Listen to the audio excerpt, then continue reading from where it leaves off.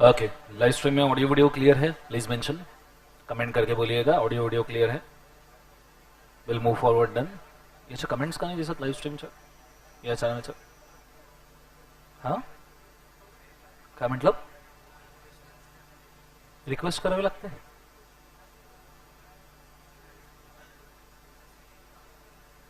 आणि ॲपवरही सुरू करणार होते ना? ॲप सुरू आहे का?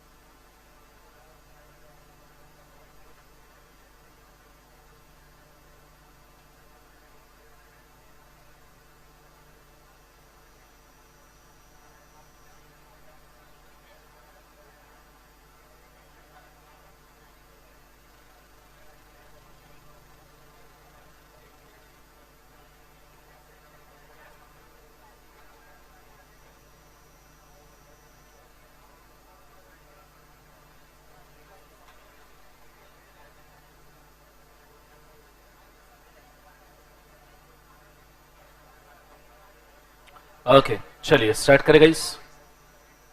एवरीबडी यस और no?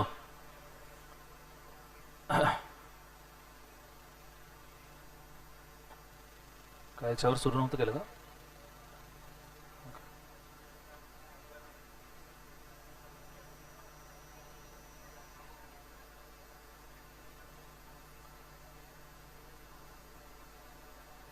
Okay,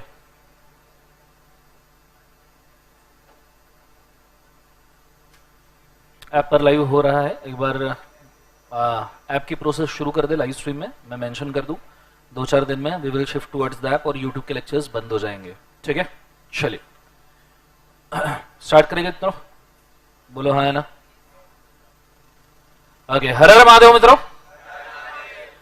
first of all सबको 77 years of independence and 78th day independence day की बहुत बहुत बधाई. एंड मैं इस दिन यही शुभकामना करता हूँ कि तुम बहुत जल्दी चार्टर्ड अकाउंटेंट बनो और इस देश के डेवलपमेंट में बहुत अच्छा कंट्रीब्यूशन करो. ठीक है, as it is a Independence Day, I wish आज की क्लास राष्ट्रगीत के साथ शुरू हो. एटलीस्ट नहीं पूरे साल भर करते, कम से कम 2 दिन तो करना चाहिए. That is independence day and 26 January. So I request you all please stand up for the national anthem. Live stream में भी अगर कोई देख रहा है और मतलब प्लीज खड़े हो जाए. ओके, वो स्कूल में होता था ना मुझे. चलो गुड. ओके, राष्ट्रगीत शुरू करेंगे. शुरू कर. जन गण मन अधिनायक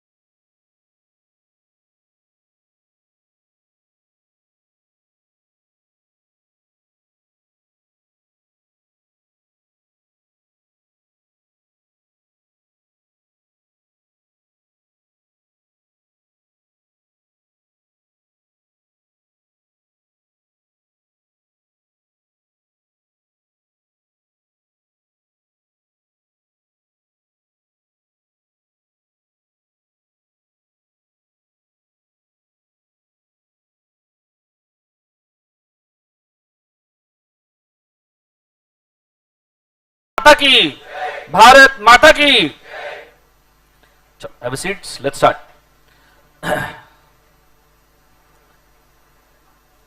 Okay, first and foremost thing, are you guys ready? बोलो हाँ है ना?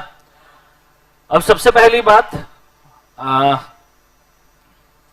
आज का लेक्चर के बारे में पहले कुछ मेंशन कर दूं और उसके बाद में हम स्टार्ट करेंगे. ठीक है, आ जाइए अंदर, आ जाइए. You they, please come fast.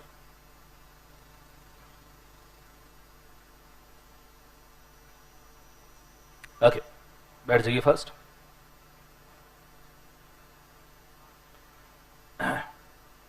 Okay, आज के लेक्चर के बारे में पहले कुछ मेंशन कर दूं और उसके बाद में आगे बढ़ेंगे. Are you guys ready? बोलो हाँ है ना? आज हम एक केस स्टडी देखने वाले हैं, ओयो स्टोरीज.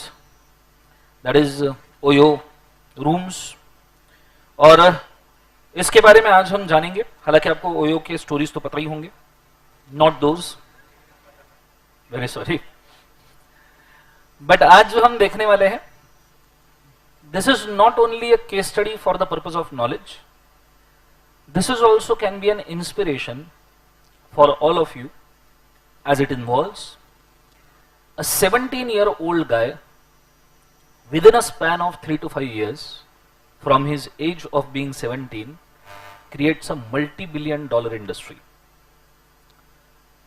and कंसिस्टेंसी और डेडिकेशन का एक बहुत अच्छा एग्जाम्पल उसने सेट किया है।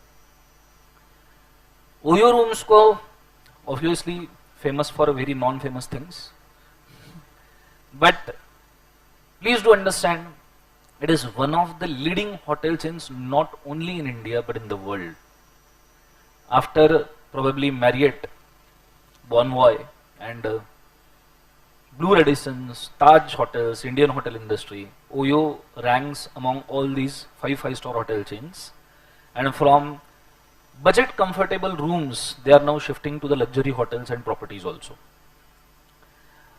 आपने सिर्फ एक काम करना है आज के दिन, मैं केस स्टडी एवे नॉलेज के लिए तो बता ही रहा हूं, but this case study will become a base for your all future lectures.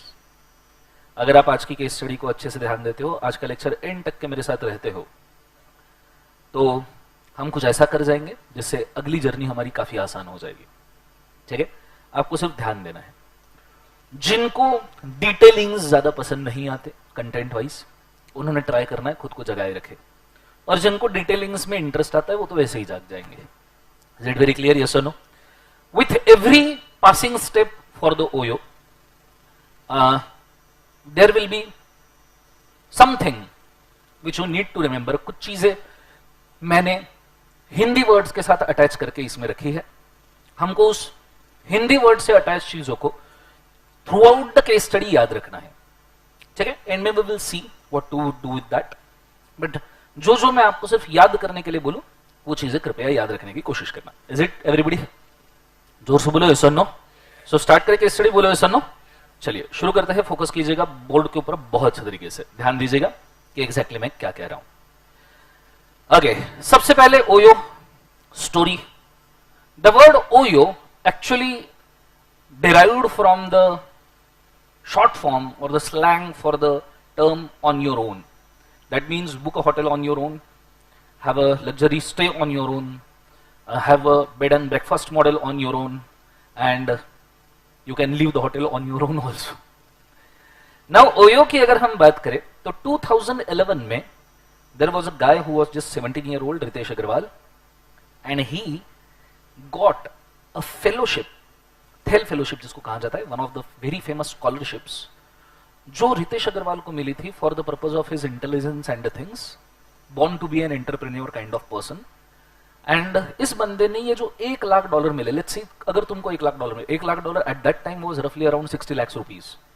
Currency conversion rate सभी 61 से 65 के बीच में तब जा रहे थे। $1 is equal to 60 rupees kind of, 61 to 65 kind of. तो पूरे केस स्टडी के अंदर मैं 61 से 65 के बहुत सारे आपको कन्वर्जन बताऊंगा तो आपको समझ में आएगा। ठीक है, सो $1 लाख की फेलोशिप मिली थी 17 साल के बच्चों को, मतलब 17 साल का लड़का, और हाथ में आ गए 60 लाख रुपए।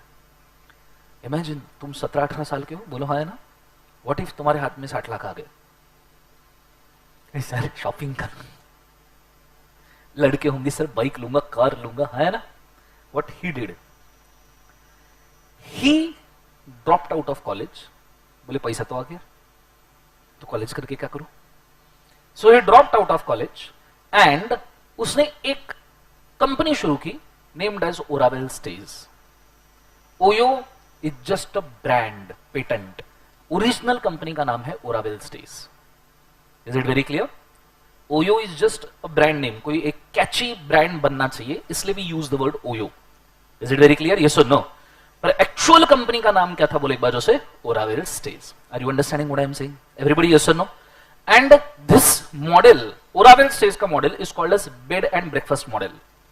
Now what is bed and breakfast model is, normally Airbnb ने यह कंसेप्ट सबसे पहले जाना था दुनिया में Airbnb first time understood in the world that कि भाई साहब जब लोग कोई भी होटल बुक करते हैं तो उनको दो बेसिक नीड होती है, a comfortable stay with a morning breakfast. मतलब अगर आप देखोगे तो 2011 के पहले जब लोग होटल बुक करते थे तो ब्रेकफास्ट के लिए भी अलग से पैसा पे करना पड़ता था, और मॉर्निंग में आदमी उठ के किधर ब्रेकफास्ट के लिए भागेगा नहीं। So Airbnb understood that this concept will work and Airbnb started this concept कि भाई साहब अगर आपका कोई स्टे बुक कर रहा है तो उसको ब्रेकफास्ट फ्री देते थे, जिसको रितेश अग्रवाल ने जैसा का वैसा उठा लिया, बोले ये बहुत काम की चीज है, क्योंकि सवेरे उठने के बाद कोई स्ट्रगल नहीं करना चाहता। Everyone who want to rush for the work will actually have the breakfast and then he will rush for the work, is it? और अगर आपका ब्रेकफास्ट मॉर्निंग का अच्छा ना हो, इफ यू हैव ऑब्जर्व्ड, तो आपका दिन का मेटाबॉलिज्म खराब हो जाता है, आपका मूड खराब हो जाता है and many other things, is it?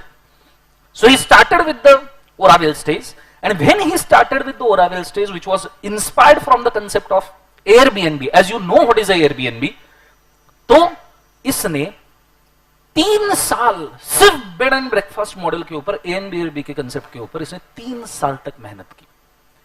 तब तक ओयो ये वर्ड आया नहीं था, it was just Oravel stays working on bed and breakfast model. So he took 3 years to create a company. Company बनाने के लिए, एक बार एक्शन करो सब लोग, कंपनी बनाने के लिए, जोर से, कंपनी लगना चाहिए कुछ बनाए गए में। सो कंपनी क्या बोले एक बार उसे बनाने के कितने साल लग गए? 3 साल। जोर से बोलो कितने साल लग गए? 3 साल। तो जो वर्ड मैं हिंदी में बोल रहा हूं थोड़ा आपको अजीब लगेगा, I am very sorry, but try कीजिए कि आप वो हिंदी वर्ड को मेरे एक्शंस के साथ टैग करके बस याद रखो। सो कंपनी बनाने के लिए कितने साल लग गए बोले एक बार? 3। And he just started Oravel stage with the 2 hotels and 10 rooms। और बंदे ने खुद के पास के 30 लाख रुपए, 60 लाख की जो फेलोशिप आई थी, उस 60 लाख रुपए में से 30 लाख रुपए, 30 लाख रुपीस लगाए इन 2 होटल्स के रिनोवेशन के लिए और 10 रूम्स के रिनोवेशन के लिए, इंटीरियर करने के लिए, होटल को ठीक करने के लिए। आपको पता है क्या किया है बंदे ने? जो अजीबोगरीब लॉजेस होते थे रेलवे स्टेशन, बस स्टैंड वगैरह के आसपास, सबसे पहले रेलवे स्टेशन, बस स्टैंड के आसपास जो शैबी लॉजेस होते थे जिसके ऊपर कोई जाके रहना भी नहीं चाहता था, उसने बस उसको 30 लाख रुपए लगा के ऐसे 2 लॉजेस पकड़े और उनको बहुत अच्छे से डेकोरेट किया कि जहां पे सोफिस्टिकेटेड मिडिल क्लास पर्सन जाके रहने की कोशिश तो भी करे। बस दैट्स ही इज डन। और स्टे का रेट रखा बोले 900 रुपए पर night with the breakfast. Is it very clear? Yes और नो? ये कंसेप्ट के ऊपर बंदा वर्क करता रहा एंड 3 साल बाद इन 2013 उसने खुद के कंपनी को नाम दिया ओयो, ऑन योर ओन। एक कैची ब्रांड की जरूरत थी जो लोगों के जबान पर रहे, इजीली एप्रिसिएबल रहे।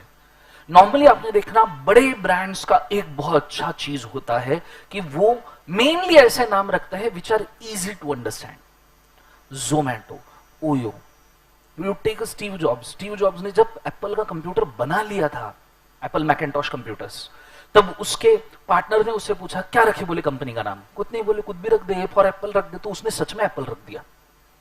Are you understanding? यस और नो?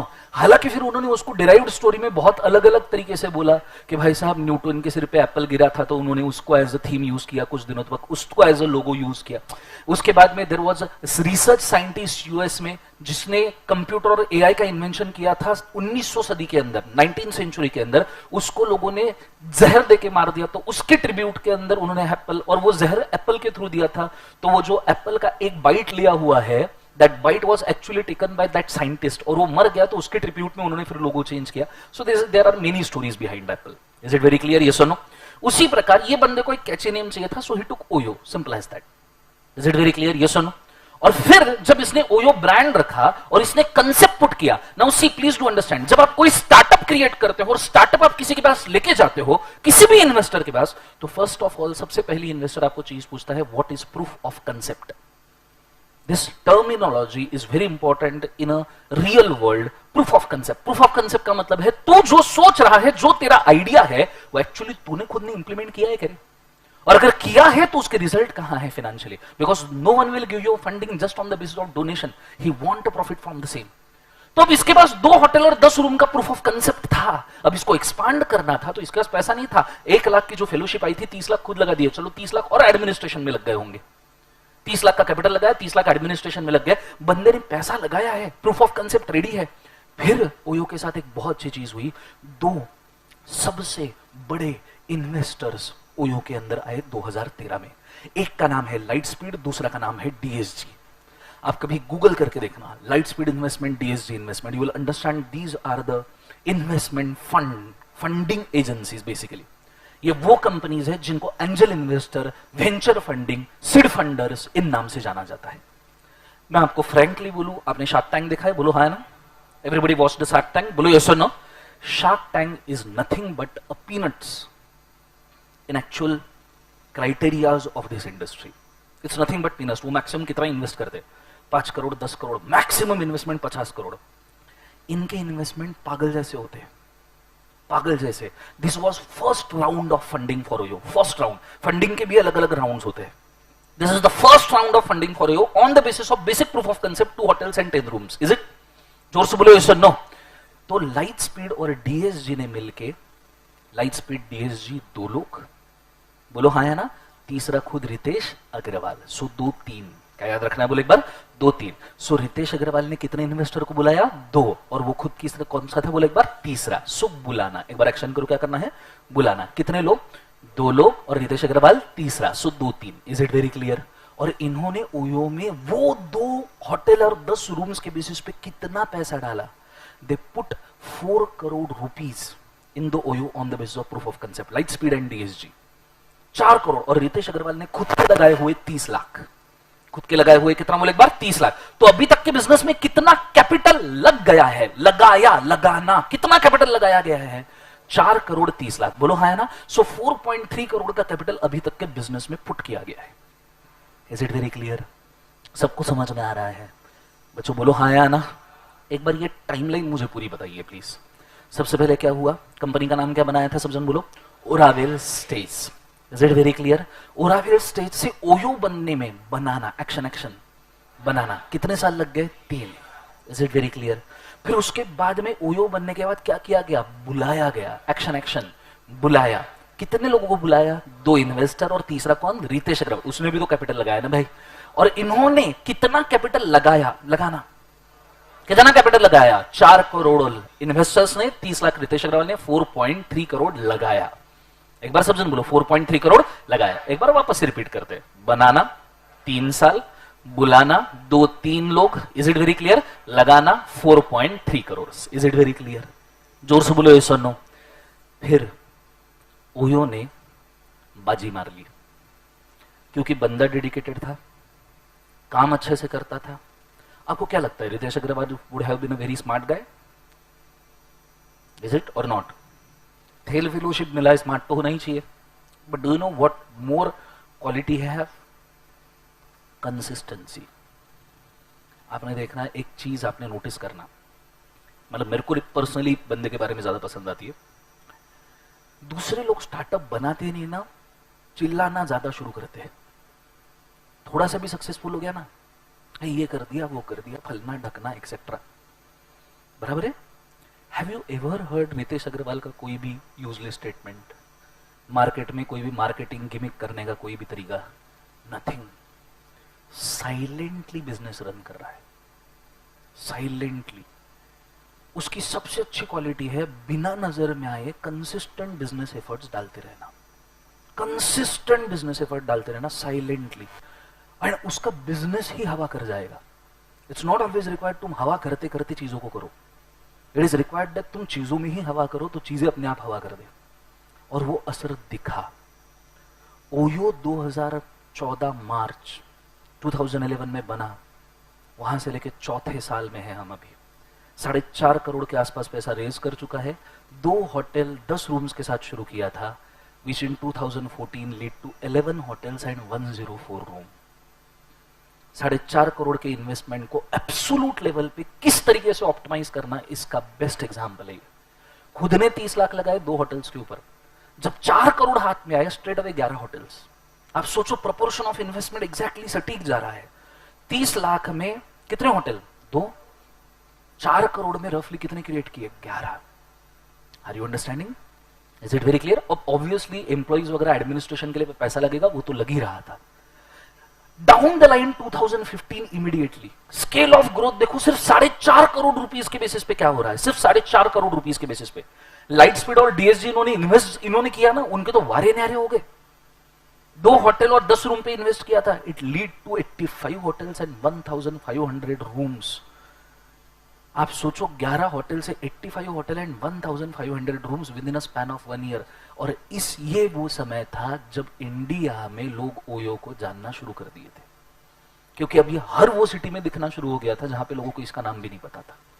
ओयो ओयो ओयो 2015 से सबको पता है कि ओयो क्या है। It is because of this mass expansion. Are you understanding? जैसे ही इंडिया में इसने कंसेप्ट हिट किया, इंटरनेशनल इन्वेस्टर्स की नजरें पड़ गई। ऑब्वियसली पड़ेगी, क्यों नहीं पड़ेगी भाई? तुमने ऐसा गेम खेल डाला है, और अगर ये प्रोजेक्ट इंडिया में हो सकता है तो दुनिया में क्यों नहीं हो सकता? दुनिया में भी बहुत सारे शैबी होटल्स है, बोलो हाँ या ना। इंटरनेशनल इन्वेस्टर की नजर पड़ गई, और भाई साहब बहुत सारे लोग आए और पैसा डालने के लिए, और डिपॉजिट्स डालने के लिए, डिबेंचर्स लेने के लिए बहुत सारे इन्वेस्टर्स आए। उसमें से Ritesh Agarwal, he is a mastermind guys. अब इसके सामने लोग झोली मतलब पैसा लेके खड़े हैं कि ले भाई, तू जो बोलेगा देंगे तेरे को, तू जो बोलेगा। But he such a smart गाय, उसने वापस से लाइट स्पीड को ही बुलाया। Such a smart guy, original investor दोनों जो थे, लाइट स्पीड डीएसजी, रितेश ने वापस से दोनों को बुलाया। रितेश बोले तुमको पहला प्रेफरेंस है, तुमको फर्स्ट प्रेफरेंस है, क्योंकि तुम मेरे पहले इन्वेस्टर्स थे, तो मैं तुम्हें पहला प्रेफरेंस देता हूं, तुम डिसाइड करो तुम्हें इन्वेस्ट करना है क्या। डीएसजी स्टेप बैक, क्योंकि डीएसजी के दूसरे कंपनीज में फंडिंग चल रहे थे। Light speed again took a situation in the hand, yes हमें चलेगा। तो भाई 2 होटल से और 10 रूम से अगर इसको 85 होटल और 1400 रूम बना सकता है तो we are ready. Light speed ने फर्दर इन्वेस्टमेंट किया, और फिर जितने भी 15-20 इन्वेस्टर सामने खड़े थे उसमें से रितेश अग्रवाल ने एक और इन्वेस्टर शुरू बनाया, सॉफ्ट बैंक, जापानीज इन्वेस्टर है। आप गूगल के ऊपर कभी सिर्फ सॉफ्ट बैंक डाल के देखिए, आपको पता चलेगा SoftBank is a wolf of the investment industry. SoftBank ने जिस शेयर को छू लिया, जिस स्टार्टअप में पैसा डाल दिया, 99% सक्सेस रेशियो है। मतलब इसके इन्वेस्टमेंट के साथ ही गुडविल अटैच होके आता है। तो रितेश ने बाकी सब फालतू लोगों से नहीं लिया, 7 ही इन्वेस्टर पकड़े थे बंदे ने, 7 इन्वेस्टर्स, जिसमें से डीएसजी लाइट स्पीड था और बचे हुए नाम सिकोई उकोई मैं आपको बताऊंगा, डोंट वरी। पर उनके इन्वेस्टमेंट इतने बड़े नहीं थे। And let me tell you very clearly, right now also the SoftBank is the biggest investor of OYO. Round 1 funding के अंदर सॉफ्ट बैंक नहीं था, पर राउंड 2 से सॉफ्ट बैंक ने जो ओयो के अंदर इन्वेस्ट किया है, मेजॉरिटी ओयो का स्टेक सॉफ्ट बैंक लेके जाता है, रफली 45% के आसपास। ओरावेल स्टेज के शेयर्स, आर यू अंडरस्टैंडिंग? और इन्होंने कितना पैसा डाला, they give a deposit, they give कितना, क्या बोले एक बार, डिपॉजिट, डालना, बोलो डालना, सब जन बोलो डालना। 730 करोड़ रुपीस का फंडिंग। कितना, कितने रुपए से शुरू किया था बंदे ने? 30 लाख, 2 होटल 10 रूम, 730 करोड़ उठाया है उसने। 7 इन्वेस्टर, जिसमें से majority SoftBank and Lightspeed दे रहा है। अगर आप देखोगे तो it is $120 million at the rate of रफली अराउंड 61 रुपीज उस वक्त का रेट। Are you understanding? सो डाला सब जन, एक्शन। कितना करोड़ डाला? 730 करोड़।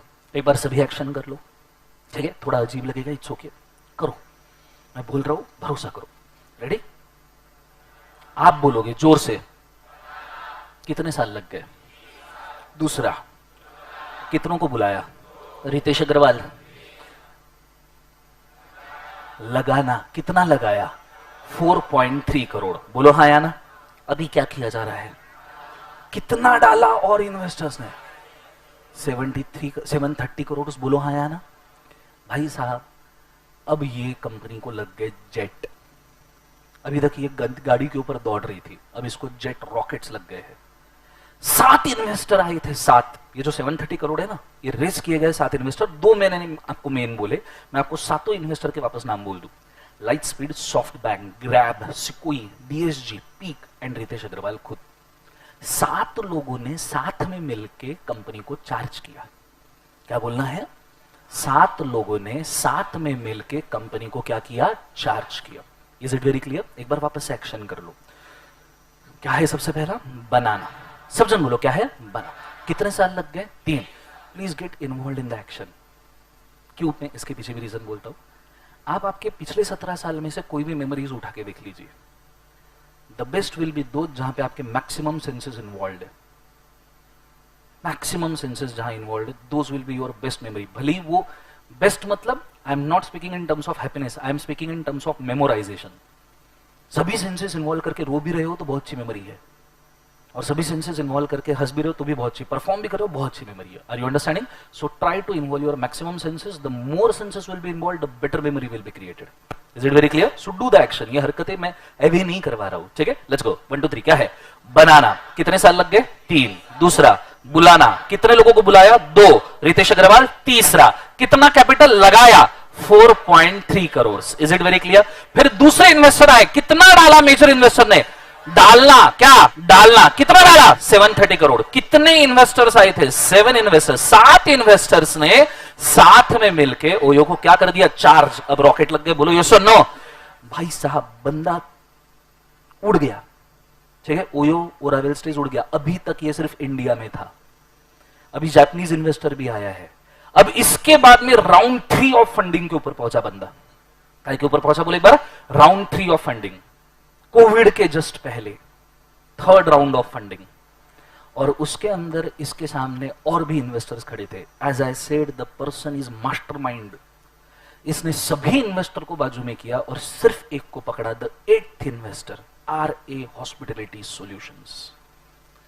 गूगल के ऊपर सर्च कीजिएगा, बड़े से बड़े 5 स्टार होटल्स, अच्छे अच्छे 4 स्टार होटल्स, सभी के सभी दुनिया भर के, इन सभी 5 स्टार 4 स्टार होटल्स के हॉस्पिटलिटी ट्रेनिंग के एंड हॉस्पिटलिटी मेंटेनेंस के कॉन्ट्रैक्ट आर्य हॉस्पिटलिटी के पास है। रितेश अग्रवाल के पास रूम्स थे, रितेश अग्रवाल के पास होटल थे, पर अब रितेश अग्रवाल को 85 होटल्स एंड 1400 रूम से उठ के इंटरनेशनल लेवल पे जाना था, ज्यादा होटल ज्यादा रूम्स के लिए, और वहां पे क्वालिटी कंट्रोल बहुत बड़ा क्वेश्चन था। अगर Marriott, blue diamond, Indian hotel industry जैसे तगड़े कॉम्पिटिटर्स को तगड़ा कंपटीशन देना है, वो भी अच्छे रेट के ऊपर, कम रेट के ऊपर, तो आपको एक हॉस्पिटलिटी पार्टनर होना जरूरी है, because actual hotel industry is about hospitality. आप 3 स्टार होटल में जाइए, आपको ट्रीटमेंट कैसा मिलता है, और आप 5 स्टार होटल में पैर रखिए, आपको ट्रीटमेंट कैसा मिलता है। 5 स्टार होटल के अंदर आप लॉबी में पैर रखेगा तो 3 लोग सिर्फ खड़े रहते हैं ये पूछने के लिए कि सर आपको क्या चाहिए, वो भी कोट सूट पहन के, जिनको देख के तुमको गरीब फीलिंग आ जाए। Is it very clear? बोलो हाँ या ना? तुमने भी जीवन में कभी एक ख्वाब देखा होगा, सीए करने के पहले या सीए करते वक्त भी देख रहे होंगे, कि एक दिन मम्मी पापा को लेके 5 स्टार होटल में जाके खाना खाने का है। बोलो यस और no? Is just because of food अच्छा है, या you want to treat your parents well? Is it very clear? And that treatment is hospitality. And अब रितेश को पता था कि भाई मैंने इंडस्ट्री तो बना ली, पर अब है क्वालिटी कंट्रोल की बारी। आप सोचो, सॉफ्ट बैंक दुनिया का बिगेस्ट इन्वेस्टर आ गया, तो कितने इन्वेस्टर लाइन में खड़े होंगे अभी? बराबर है? शार्क टैंक को तो गिन भी नहीं रहे, 2000 पीनट्स, उससे तो कुछ होगा भी नहीं इनका। समझ में आ रहा है? और मैं आपको फ्रैंकली बोलूं, शार्क टैंक में लोग एक्चुअली फंडिंग लेने के लिए जाते ही नहीं है, पब्लिसिटी के लिए जाते हैं। वहां पे जाते हैं, वो अनसेंट ऑफर दे देते हैं जो शार्क्स एक्सेप्ट ही नहीं करेंगे, वापस आ जाते हैं चुपचाप, और बाद में सेम चीज के रील बना के इंस्टाग्राम पे डालते कि हम शार्क टैंक में गए थे। बोलो हाँ है ना? Is it very clear? So Ritesh Agarwal ने बाकी सब इन्वेस्टर्स को बाजू किया। दुनिया में क्या क्या इन्वेस्टमेंट्स अपॉर्चुनिटीज नहीं है, कितने बड़े इन्वेस्टर्स है, सबको बाकी किया, एक ही पकड़ा, आर्य हॉस्पिटलिटी। और इस बंदे से सिर्फ इन्वेस्टमेंट नहीं लिया, he was the 8th investor as well as hospitality partner of the Oravel stage. इसने इन्वेस्टर नहीं पकड़ा, इसने हॉस्पिटलिटी पार्टनर ही पकड़ लिया। बोले ये बंदा खुद इन्वेस्ट करेगा तो ट्रेनिंग की जिम्मेदारी इसकी, मेरे को तो सिर्फ बिजनेस मैनेज करना है। Are you understanding? और ये अकेला आर्य हॉस्पिटलिटी कितना बड़ा है ये समझने के लिए, ये अकेला भाई साहब मैनेज करने के लिए तो आया ही आया, पर साथ में लेके आया $800 मिलियन। कितने डॉलर लेके आया? $800 मिलियन, मतलब 5600 करोड़ रुपीस नियरली। साथ में मैनेजमेंट के सारे कॉन्ट्रैक्ट लेके आया। 8वां investor, 8th investor bought $800 million manage करने के लिए। क्या करने के लिए? मैनेज करने के लिए। एक बार सभी एक्शंस कर लो। सबसे पहला बनाना, कितने साल लग गए? 3। बुलाना, कितने इन्वेस्टर्स को बुलाया? 2। तीसरा रितेश अग्रवाल, लगाया कितना कैपिटल? 4.3 करोड़। बोलो हाँ या ना? फिर डाला कितना इन्वेस्टर सॉफ्ट बैंक वगैरह ने 730 करोड़। कितने इन्वेस्टर्स थे? 7 इन्वेस्टर्स ने साथ में मिलके चार्ज किया। क्या किया? Action action. क्या किया? चार्ज किया। Is it very clear? और 8वां इन्वेस्टर, सब जन बोलेंगे 8वां इन्वेस्टर $800 मिलियन लेके क्या करने आया है? मैनेज करने आया है चीजों को। Is it very clear? एक बार वापस एक्शन हो जाए, वापस वापस, ठीक है? कोई फर्क नहीं पड़ता तुमको समझे ना समझे कि सर क्या करवा रहे हैं, मैं तुमको केस स्टडी याद करवा रहा है। Okay, simple as that. Let's go. क्या है? बनाना। कितने साल लग गए? 3। आप में से एक हाथ बंदा अगर आगे जाके स्टार्टअप बनाएगा तो उसको टाइमलाइन पता होना चाहिए ना?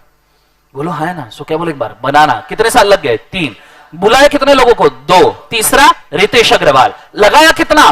4.3 करोड़। बोलो हाँ यार। पहले 2 इन्वेस्टर का नाम क्या था? Light speed, DSG. फिर डाला किसने? किसने डाला? Soft bank, again light speed. कितना डाला? 730 करोड़। फिर 7 इन्वेस्टर, सब जन बोलो क्या? 7 इन्वेस्टर ने साथ में मिलके क्या किया? चार्ज। और फिर आया 8th इन्वेस्टर $800 मिलियन लेके मैनेज करने के लिए। अब मुझे एक बात बताओ, ओयो को किस चीज की कमी है? क्या अब ये दुनिया का अच्छा इंडस्ट्री बन सकता है? 2019 कोविड के शुरुआत में, कोविड आने से पहले जब कोविड की हवाएं शुरू हुई थी, OYO become 3rd largest hotel chain in the world. 3rd largest hotel chain in the world with 43,000 plus hotels, 50,000 plus vacation homes and 4,58,000 rooms. कहां से सफर शुरू हुआ था? 2 होटल, 10 रूम और 30 लाख रुपए से। आज बंदे के हाथ में 6,300 करोड़ रुपए का टोटल नेटवर्थ फंडिंग्स के हिसाब से, साथ में 4,58,000 रूम्स एंड रफली 1 लाख के आसपास होटल्स एंड वैकेशन होम्स थे। But scenario looks good. जब कोई भी चीज अपने बेस्ट पे रहती है तो वर्स्ट वेट करता है, and then it become a covid. March 2019 में मोदी जी आए टीवी पे, 19-20 में हार है। मित्रों, आज रात 12 बजे से, ऐसा 2 ही बार आए थे जिंदगी में। एक डिमोनेटाइजेशन में आए थे, ठीक है? डिमोनेटाइजेशन का मेरे तो एक्सपीरियंस ही बेकार है। रात को 8 बजे आए थे मोदी जी टीवी पे डिमोनेटाइजेशन को। बोलो आए ना? मैं बोले मित्रों, आज रात 12 बजे से 500 और 1000 की नोटें बंद। और मैं उधर मेडिकल में 500 रुपए दे रहा था। 2 मिनट तक के तो मेडिकल वाले ने मुझे और मैंने उसको देखा कि अब इसे इसका क्या करें। Fortunately accepted the same. वैसे भी इतना कोई कैश था नहीं मेरे पर, क्या गरीब आदमी हो। Let's go. हाँ, अरे ये अमीर लोग है यार। This one Abhishek Jhaveri, Ritesh Agarwal comes under same category. Let's go. So अगर मैं आपको मेंशन करूं तो दूसरी बार मोदी जी आए 2020 में और बोले आज रात 12 बजे से हम आचार संहिता लागू करते हैं। कोई भी इंसान ने घर के बाहर नहीं निकलना है।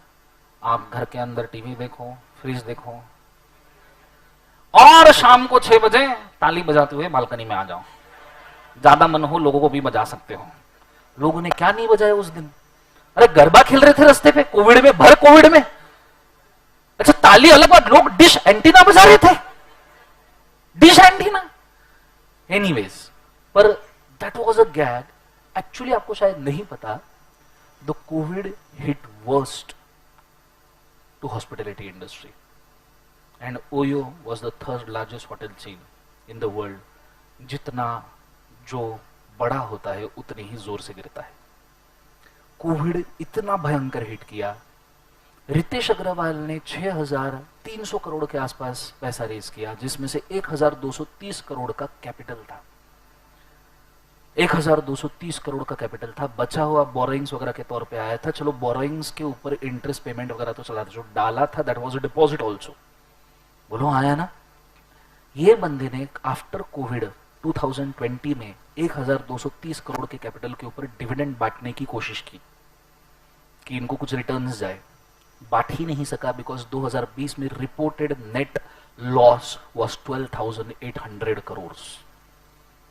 जब आप 1 लाख के आसपास होटल और वैकेशन होम्स लेके चलते हो तो इन सब की सैलरी, इनके मेंटेनेंस एक्सपेंसेस, स्टाफ के एक्सपेंसेस, ये सब चीजें तकलीफ देती है। बोलो हाँ या ना? ऑब्वियस सी बात है, बांटने की कोशिश की। कितने कैपिटल के ऊपर? सब जन बोलो क्या करना है? बांटना। Action action. क्या करना है? बांट। कितना बांटना था? 1230 करोड़ के कैपिटल के ऊपर डिविडेंड बांटना था। बोलो हाँ या ना?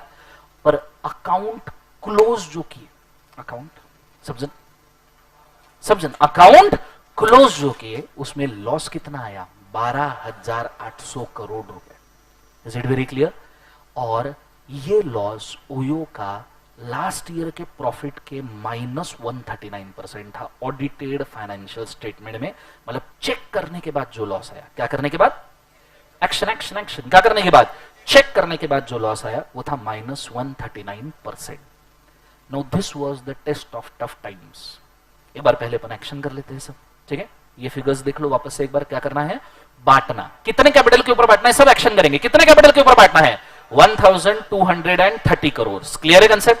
पर नहीं बांट पाया, क्यों? क्योंकि अकाउंट क्लोजर पे कितना प्रॉफिट दिखा? लॉस था 12,800 करोड़। और ये चेक करने के बाद में पिछले साल के कंपैरिजन में कितना निकला? -139%। Are you understanding? क्या ओयो हारा या क्या रितेश अग्रवाल हारा? आपको पता है ये बंदे ने तभी भी दिमाग चलाया। पूरे कोविड में इसको पता था मैं कुछ नहीं कर सकता, दुनिया ही मेरे हाथ में नहीं है, तो इसने दिमाग लगाया रिसर्च एंड डेवलपमेंट पे। और आपने देखना कोविड जैसे ही खुलता है ये बंदा डिक्लेयर करता है OYO town house. OYO town house Covid के पहले इतना ज्यादा फेमस कंसेप्ट नहीं था। ओयो अभी तक के बजट होटल्स में गिना जाता था due to the step of OYO town house it being counted in the luxury hotels. और अब ये 4 स्टार 5 स्टार सेगमेंट के साथ कंपीट करना शुरू किया। बंदे को पता था ड्यूरिंग कोविड कुछ नहीं कर सकते, इस वक्त अगर मैं कुछ कर सकता हूं वो तो नए कंसेप्ट बना सकता हूं। और इसको एक चीज के ऊपर बहुत भरोसा था कि कोविड में लोग घर पे रहने के बाद इतना सेविंग हो रहा है, इतना सेविंग हो रहा है कि 3 ही इंडस्ट्री कोविड के बाद आगे बढ़ेगी। पहले प्रॉपर्टी इन्वेस्टमेंट, दूसरा कार्स एंड तीसरा टूरिज्म। क्योंकि सब घर पे बैठ के बोर हो गए थे। आप सोचो कोविड से बाहर जब निकले तो पहली चीज आपने क्या की? घूमने के लिए जाते। बोलो हाँ या ना? लोग कोविड के बाद मनाली में लाइन लगाए थे। मनाली, आपको पता है वहां से लेके ट्रैफिक जाम जो मनाली का शुरू हुआ आज तक होता है। इज इट यस और नो? तो कोविड के बाद लोग घूमेंगे, रितेश अग्रवाल को कंफर्म था, तो उसने सिर्फ पेशेंस रखा, सभी इन्वेस्टर को मैनेज किया। नाउ अंडरस्टैंड, जिन इन्वेस्टर्स ने आपको 6,300 करोड़ रुपए दिए हैं, अब उनको बोल रहे हो आप शांत रहो। Is it possible? But he made it clear, he made it clear. एवे नहीं, इसलिए वो एंटरप्रेन्योर है और इसलिए उसने बहुत अच्छा काम किया, ये मैं बोलता हूं। और कोई गाजा वाजा नहीं, कोई किधर पब्लिसिटी, कुछ नहीं, एक्स्ट्रा का कोई एक्शन नहीं, मीडिया में कोई स्टेटमेंट नहीं, कुछ नहीं, कुछ फालतूगिरी नहीं जिंदगी के अंदर। एकदम स्ट्रेट और क्लियर, मेरे को धंधा चलाने का है, मैं बिजनेस चलाएगा, इसको हिट करेगा, बात खत्म। Is it very clear? लोग स्टार्टअप फंक्शन नहीं करते तो शार्क टैंक में आके बैठ जाते हैं, बाद में बोलते मेरा एक्सपर्टीज नहीं है। तो क्यों नहीं है? जब तक आए तब तक क्यों बिजनेस नहीं किया आपने? बोलो हाँ या ना? So basically understanding he was a pure businessman. आगे जाके ओयो ने ये डिसाइड किया कि जैसे ही कोविड हटेगा we will expand into foreign markets. OYO ने फॉरेन कंपनीज, एलएलपीज, एलएलसीज के फॉर्म में 81 कंट्रीज को हिट किया after the covid. 1 million room across 800 cities, 1 million 10 lakh के आसपास रूम्स बनाए 800 सिटीज के अंदर, 81 कंट्रीज के अंदर। और ओयो ने आफ्टर दैट पीछे मुड़ के देखा नहीं। हाँ, कोविड जब हिट किया तो ऐसे सिचुएशन में ओयो को बहुत बड़ा लॉस हुआ दुनिया में, बहुत बड़ा। ये जो 81 कंट्रीज का एक्सपेंशन था which was drastically drop down to सिर्फ 36 कंट्रीज।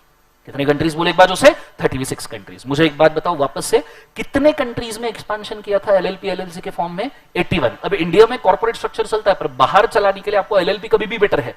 सो एलएलपी के फॉर्म में कितने कंट्रीज में एक्सपांड किया था? 81। एक बार वापस से मुझे सभी एक्शन के साथ स्टोरी थोड़ी सी रिवाइज करवा दो। रेडी? सबसे पहला क्या है? बनाना। कितने साल लग गए बनाने के लिए? 3 साल। दूसरा क्या है? बुलाना। कितने लोगों को बुलाया? 2। तीसरा रितेश अग्रवाल। कितना कैपिटल लगाया? 4.3 करोड़। बोलो हाँ ना? फिर उसके बाद में डाला, बड़े इन्वेस्टर्स आए। कितना डाला? 730 करोड़। फिर 7 इन्वेस्टर्स ने साथ में मिलकर क्या किया? चार्ज किया। और साथ में हमने देखा आठवां इन्वेस्टर आया $800 मिलियन लेके मैनेज करने के लिए, बोलो हाँ है ना। Then he hit by the, किससे बोले एक बार, covid. Third largest hotel industry expanded to 81 countries being hit by, कैसे, कोविड। रितेश अग्रवाल क्या डिविडेंड दे पाया, क्या बांट पाया, कितने कैपिटल के ऊपर बांटना था, 1230 करोड़, नहीं बांट पाया। क्यों नहीं बांट पाया, क्योंकि अकाउंट जो क्लोज किए, लॉस कितना बुक किया, 12,800 करोड़। परसेंटेज फॉर्म में चेक करने के बाद कितना निकला, -139 करोड़। स्टिल बंदा रुका क्या, 81 कंट्रीज में एलएलपी एलएलसी के फॉर्म में क्या किया, एक्सपांड किया। आपको पता है भले ही उसके बाद में कंट्रीज कम बची, पर 36-37 कंट्रीज से रितेश अग्रवाल ने फॉरेन एक्सचेंज के फॉर्म में इंडिया को $49 मिलियन का रेवेन्यू कमा के दिया पर ईयर के हिसाब से, which is amounting to 490 crore, my mistake, 490 millions का रेवेन्यू कमा के दिया, विच इज अराउंड 3,642 करोड़। अब आप सोचो जितना इसने 6,400 करोड़ का इन्वेस्टमेंट उठाया था, उतना तो कोविड के बाद में पर ईयर ये बंदा उसका हाफ कमा रहा था। अब मुझे एक बात बताओ, वापस से इन्वेस्टर खुश हुए होंगे, नहीं हुए होंगे? कितना रेस किया था, 6,300-400 करोड़, और अब पर ईयर कितना कमा रहा है, 3,500 करोड़ के आसपास। Is it very clear? कितना फॉरेन एक्सचेंज आ रहा था, कितना ऐसा एक्शन, कितना फॉरेन एक्सचेंज आ रहा था, 490 million. Is it very clear? जोर से बोलो सर नो। और अभी ओयो ये इंडिया का नंबर 1 होटल इंडस्ट्री है, दुनिया का ये थर्ड लार्जेस्ट होटल इंडस्ट्री है, बिकॉज अभी मैरियट्स एंड वो कौन सा Indian hotel industries and blue diamonds and वो रिच कार्टन, इन होटल्स को ओवरटेक करने के लिए बहुत दम लगेगा, पर करेंगे, धीरे धीरे कंफर्म ही होगा, सब अच्छा होगा, it will happen. Is it very clear? Yes और नो? एवरीबॉडी यस और नो? सो मुझे एक बार वापस से पूरा स्टोरी बताओ, ठीक है? Are you guys ready? Sir case study याद करना है? हाँ बेटा, केस स्टडी याद चाहिए अपने को। रेडी? Let's go. वापस से सब जन फोकस, क्या है बोले एक बार। एक्शन हर एक बंदे से दिखने चाहिए, ठीक है? हर एक बंदे से, जो एक्शन नहीं करेगा याद रखना, तुम्हारे लिए जो पैदा हुआ है तुमको मिलेगा ही नहीं। हाँ, सो सबसे पहले बोलो, क्या बोले एक बार, बनाना। कितने? 3 साल। बुलाया कितने लोगों को? 2-3, ठीक है? लगाया कितना? 4.3 करोड़। फिर बड़े इन्वेस्टर आए, डिपॉजिट डाला, कितना डिपॉजिट डाला? 730 करोड़। उसके अंदर कौन था? Light speed SoftBank. फिर 7 इन्वेस्टर्स ने साथ में मिलकर क्या किया? चार्ज किया। फिर आया 8 इन्वेस्टर $800 मिलियन लेके, क्या करने के लिए? मैनेज करने के लिए। याद आया? फिर एक्सपांशन किया, पर डिविडेंड दे पाया क्या? बांटना। कितने पे नहीं बांट पाया? 1230 करोड़, क्योंकि अकाउंट लॉस कितना बुक किया? 12,800 करोड़, जो परसेंटेज फॉर्म में कितना चेक हुआ, चेकिंग करो, -139%। फिर भी कितने कंट्रीज में एक्सपांड किया एलएलपी एलएलसी के फॉर्म में? 81। उनसे कितना रेवेन्यू आया? $490 मिलियन का फॉरेन एक्सचेंज। आइडिया क्लियर है? जोर से बोलो हाँ है ना, पक्का कंफर्म क्लियर है? अब मैं चाहूंगा 1 मिनट लो, बाजू वाले को ये पूरा स्टोरी समझा दो। आपकी जिम्मेदारी है, आपको बाजू वाले को पूरा स्टोरी याद आना चाहिए। चाहिए आवाज करो, कुछ भी करो, उसको मारो पिटो जलाओ, पर उसको स्टोरी याद चाहिए। पूरे एक्शंस उसे करवा के लो एक बार। Go for it fast. बाजू वाले को याद आना चाहिए, योर जिम्मेदारी। आपका कचरा आपकी जिम्मेदारी।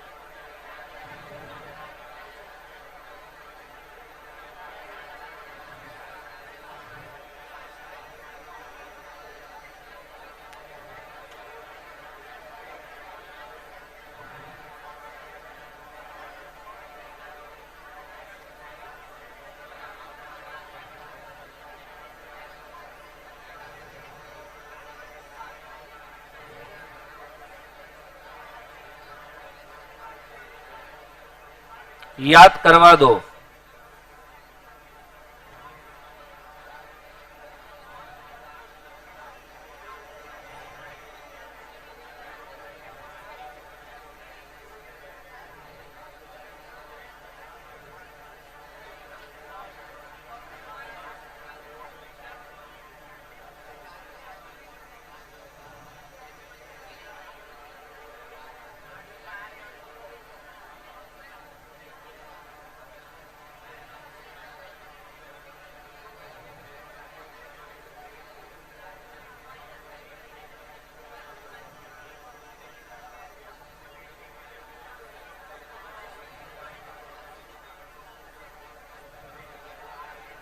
पूरे एक्शंस आने चाहिए बाजू वाले को। हाँ, लाइव स्ट्रीम वाले जो भी घर पे अकेले तुम तकिया, गद्दी, चद्दर, sofa, bed, fridge, washing machine, TV इनको समझा तो उनसे भी एक्शन करवा लो।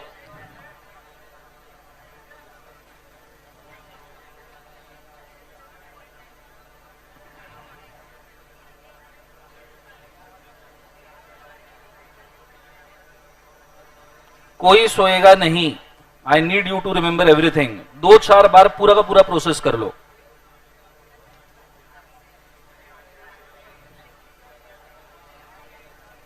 इतना प्रैक्टिस करो कि ये जहन में घुल जाए।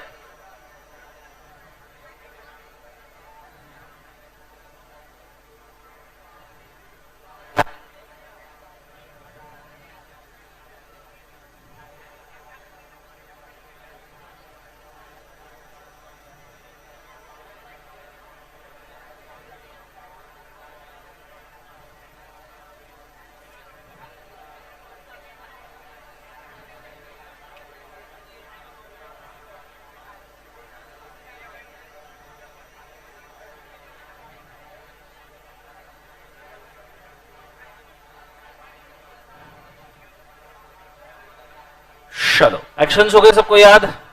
एवरीबॉडी बोलो हाँ या ना। चलिए एक साथ मेरे साथ सब लोग एक्शन करेंगे। लास्ट टाइम केस स्टडी याद हो जाएगा पूरा अपने को। Let's go. 1 2 3 बोलो। क्या है? बनाना। कितने का साल लग गए? 3। दूसरा बुलाना, 2 लोग। तीसरा रितेश अग्रवाल। सबने एक्शन करने हैं, ठीक है?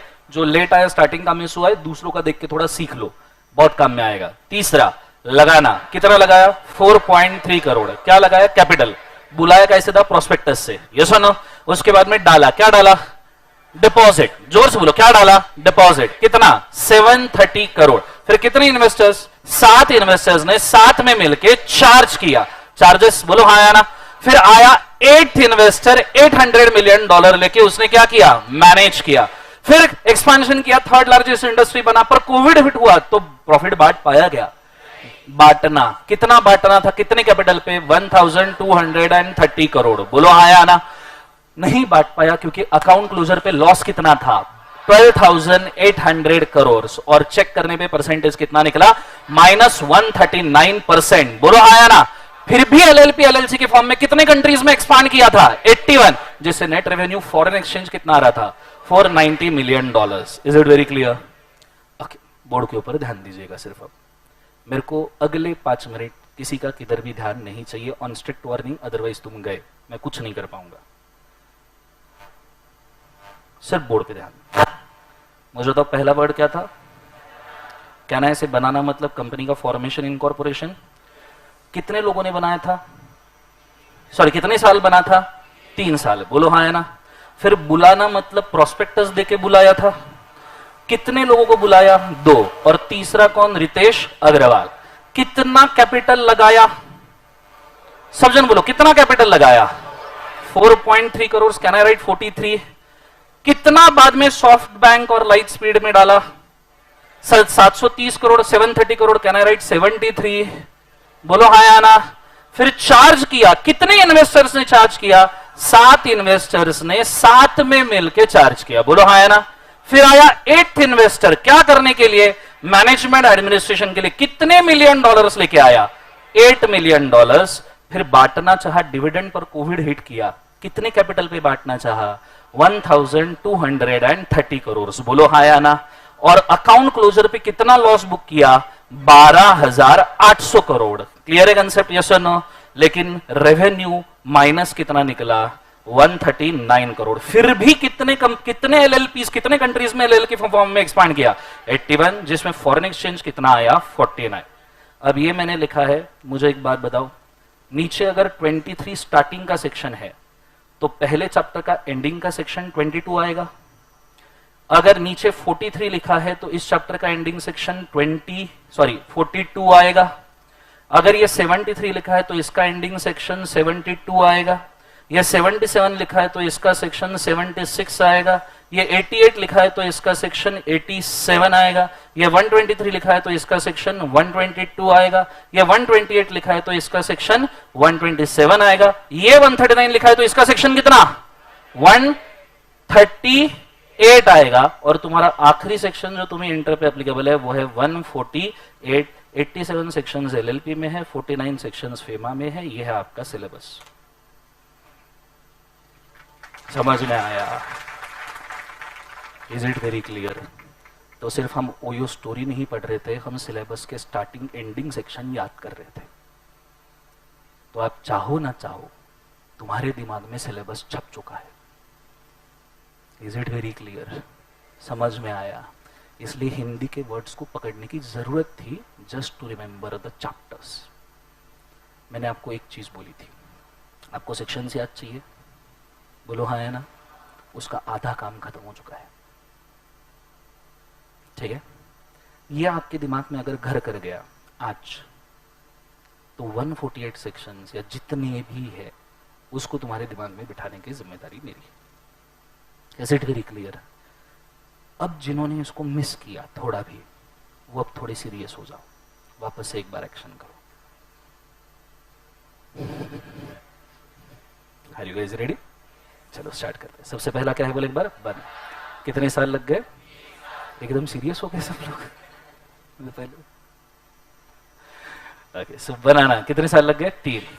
अब थोड़ा सा ट्राई करो कि अगले इसमें जो सेक्शन है उसके पहले का आप साथ में बोलो बनाने के साथ।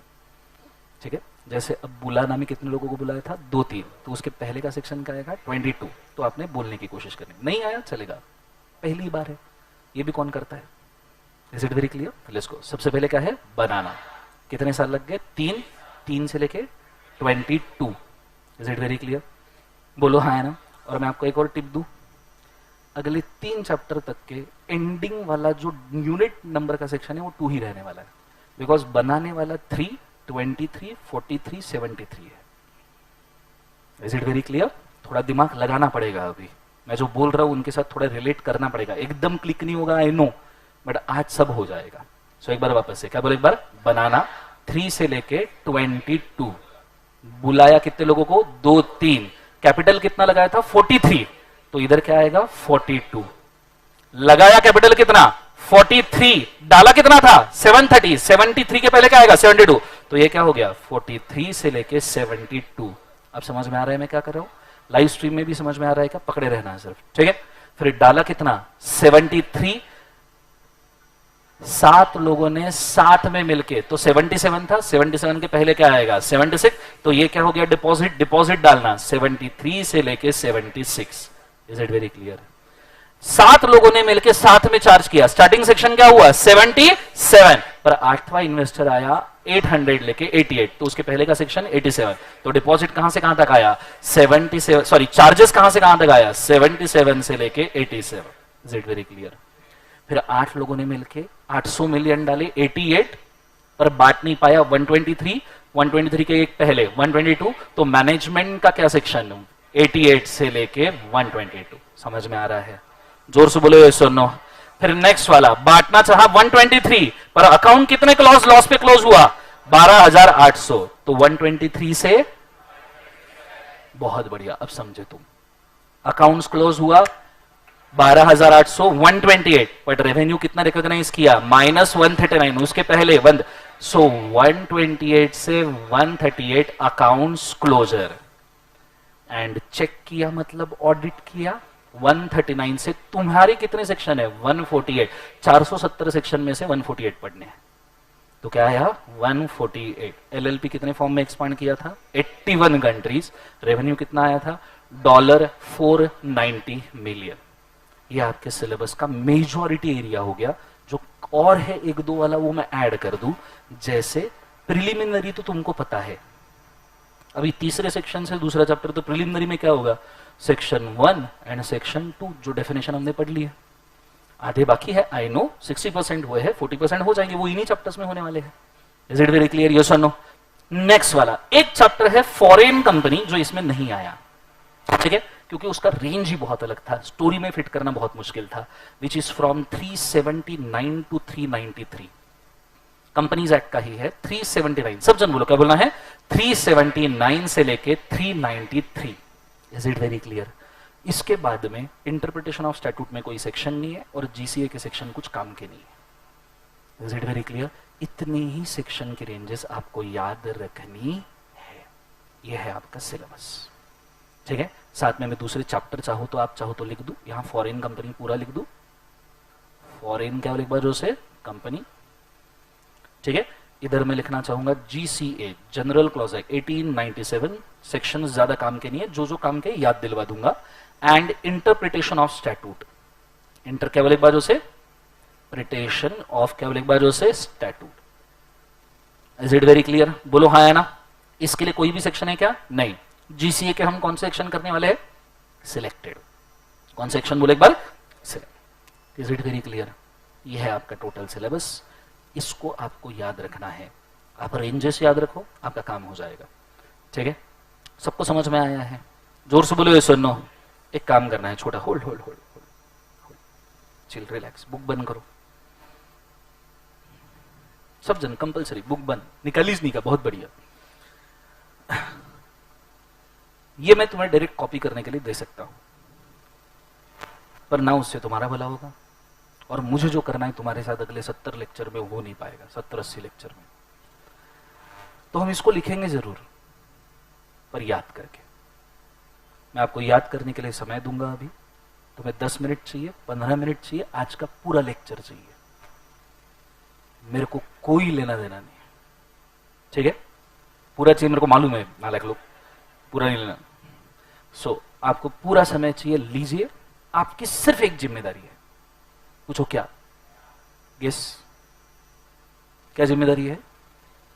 ये याद होना चाहिए, ये बाजू वाले को याद करवाना चाहिए। उसको याद करने में जाओगे, खुद को अपने आप कब याद हो जाएगा पता भी नहीं चलेगा। Is it very clear? इससे बाजू वाले का भी फायदा हो जाएगा, तुम्हारा कचरा तुम्हारी जिम्मेदारी। Is it very clear? जोर से बोलो यस और नो। अभी तुम कैसे करोगे मुझे नहीं पता, लास्ट बेंचेस सबको समझ में आया है? जोर से बोलो हाँ या ना। इसको जितना स्टोरी के साथ टैग करके रखोगे फिलहाल अच्छी बात है, ठीक है। जोर से बोलो यस और नो। अब कुछ बच्चों को दिक्कत आई होगी दिमाग में, वो पहले मैं सॉल्व कर दूं। लाइव स्ट्रीम में सबको समझ में आया क्या? मुझे जरूर बोलिएगा। कुछ लोगों को दिक्कत आई होगी दिमाग में, सर मतलब इसके बाद में जब जब मेरे को चैप्टर याद करना है मैं रितेश अग्रवाल को याद करूं क्या? नहीं, you don't know how mind works. Simple सी बात है, Ritesh Agarwal OYO story it just a medium. अगले 2-3 लेक्चर में चैप्टर हम जब रिवाइज करेंगे आते से ही डेली, आपको रितेश अग्रवाल की जरूरत नहीं पड़ने वाली, ठीक है। Please do understand. जब आप कोई रास्ते से जाते हो, बीच में नदी लगती है, नदी के इस साइड तुम्हें कुछ याद नहीं है, नदी के उस साइड सब कुछ याद है। रितेश अग्रवाल ओयो स्टोरी वो नदी पार करने वाली सिर्फ बोट है। जब नदी पार हो जाती है तो बोट को सिर पे लेके जाते हैं क्या?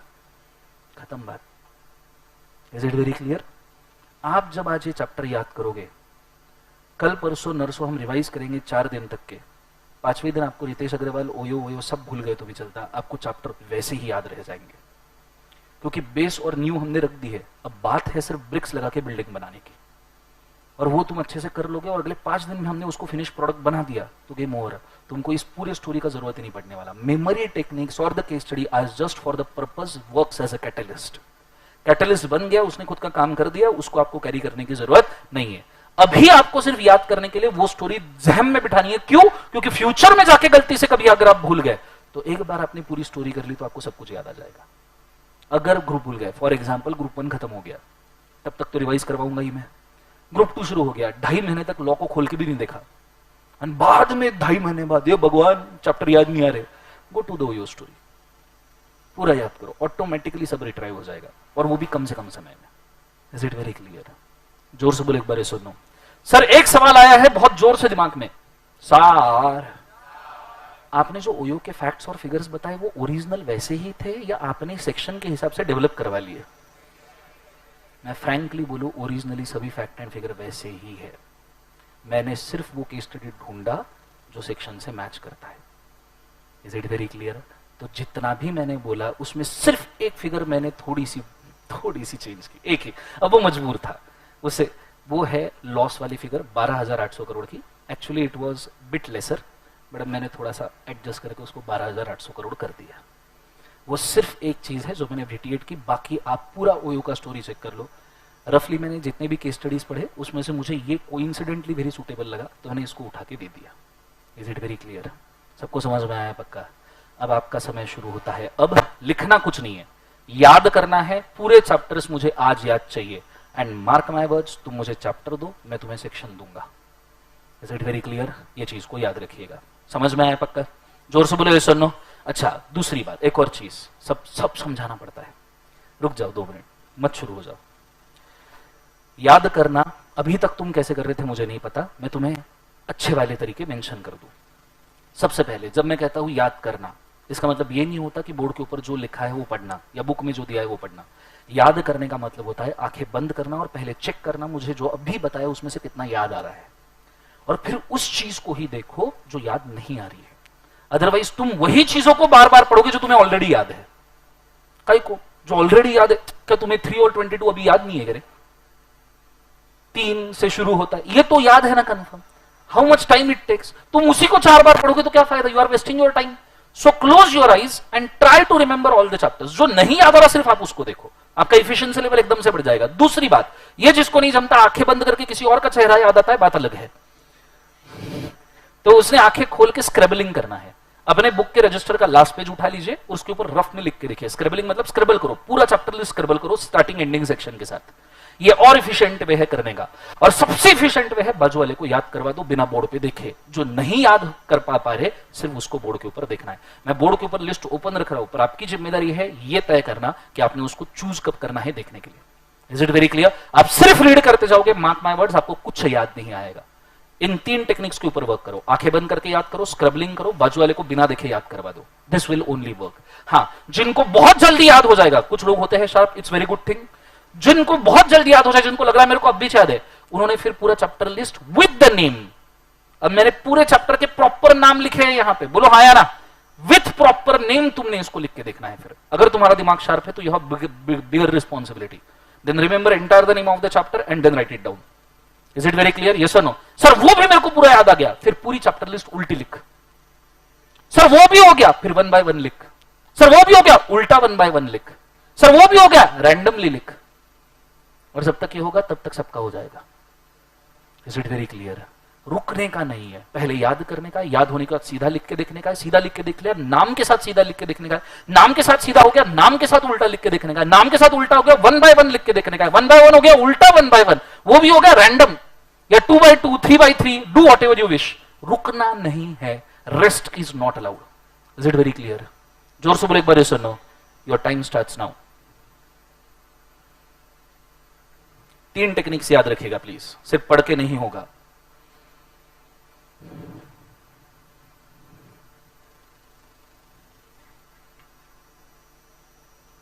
और प्रिलिमिनरी से शुरू करना, उसको फेंक मत देना उठा के 1 एंड 2 को।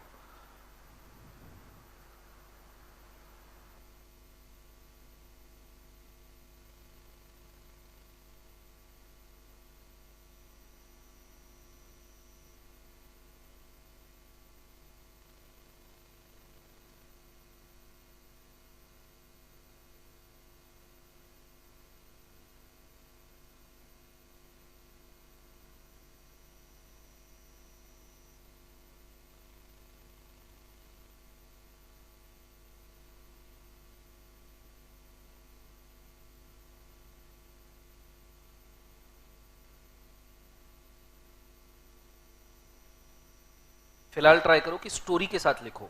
अभी आपको स्टोरी की बैसाखी करके जरूरत पड़ेगी, आफ्टर सम टाइम आपने उसको छोड़ देना है, जब पूरा याद हो जाएगा तब छोड़ना है। फिलहाल स्टोरी को यूज करो ओयो की, अदरवाइज पिछले 1-1.5 घंटे में जितना मेहनत किया है वो पानी में जाएगा। Is it very clear? Story को यूज करो प्लीज, स्टोरी से ही याद करो। फिलहाल कब छोड़ना है मैं बोल दूंगा। ओके, लाइव स्ट्रीम में सब कुछ याद हो गए चैप्टर्स? Please tell me.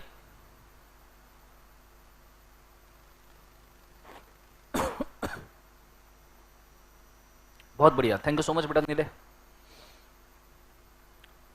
हाँ, होमवर्क के बारे में हम डिस्कस करेंगे लेकिन कल के लेक्चर में। आज हमें सिर्फ चैप्टर से याद करना है, कल हम होमवर्क भी डिस्कस कर लेंगे। डोंट वरी बेटा। Zahoor, thank you so much बेटा। प्रणय,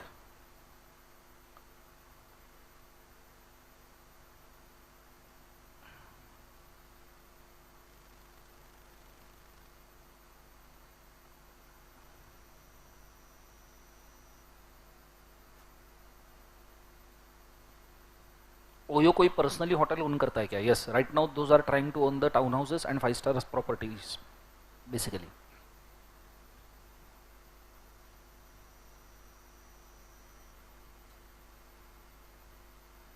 क्वेश्चन आंसर कल डिस्कस करेंगे, डोंट वरी.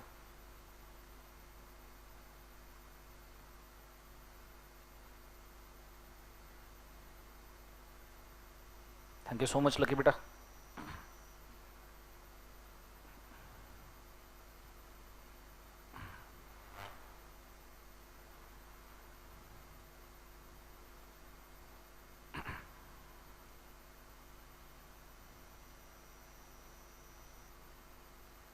स्क्रैबल करके हो जाए, इफिशिएंसी नहीं बढ़ रहा है तो डिस्कस करो.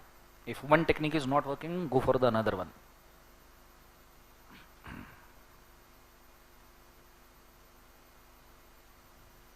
अच्छा, फेयर लिस्ट कोई नहीं बनाएगा because this is not the fair list. ठीक है, ये मैंने सिर्फ टेम्पररी बनाया है. मैं आपको फेयर लिस्ट कैसी बनानी है I will tell you, don't worry.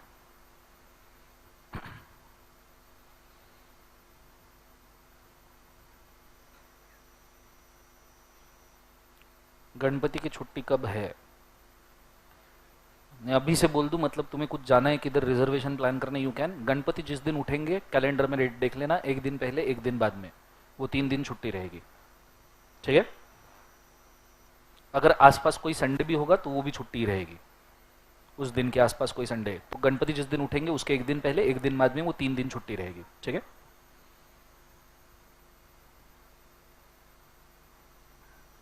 और दिवाली की छुट्टी डेट अभी फिक्स नहीं है, वो 7-8 दिन की रहेगी. रिजर्वेशंस आपको करने होंगे तो नहीं मिलेंगे क्योंकि अभी उसकी डेट चली गई. वो उसी दिन फुल हो जाते हैं जिस दिन ओपन होते हैं. 3 महीने पहले ओपन होते हैं ना, है ना.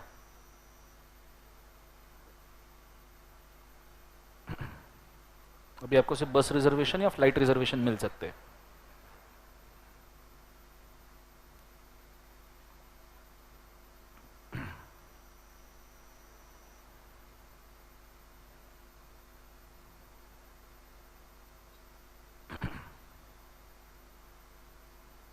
रक्षाबंधन की छुट्टी है क्या? नहीं. बाहर राखियां रखेंगे, जिसको चाहिए खरीद के इधर ही बांध देना. सॉरी.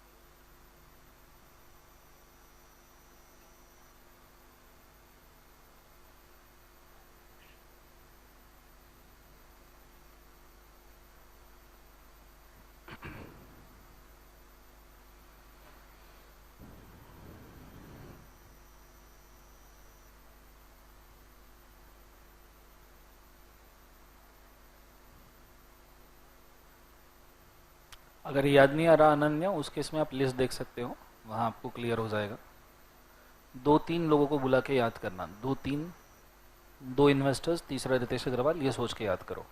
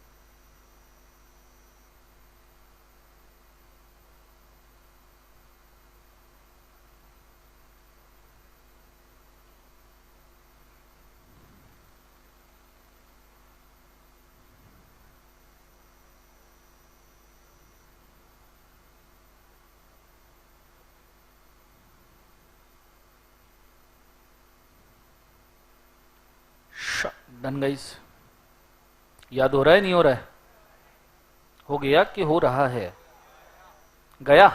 कितने लोगों को याद हो गया? उल्टा लिख के देखा, उल्टा हो गया, 1 बाय 1 हो गया। जितने मैंने तरीके बोले सब होने के बाद भी मुझे बोलना कि हो गया सर। उल्टा लिख के देखा, चैप्टर वाइज नाम पूरे लिख के देखे, जो बोर्ड के ऊपर नेम लिखे एटलीस्ट उतने पूरे हो गए। नेम जैसे के वैसे ट्राई करो जैसे बोर्ड के ऊपर लिखे हैं।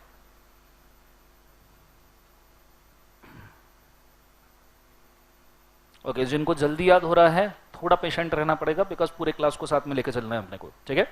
आप तब तक आपके ट्रायल एरर्स करते रहिए, और अगर आपको याद हो गए तो आपका जिम्मेदारी है, अगर आप शार्प हो तो बाजू वाले को भी शार्प कर दो, उसको भी याद करवा दो। Okay?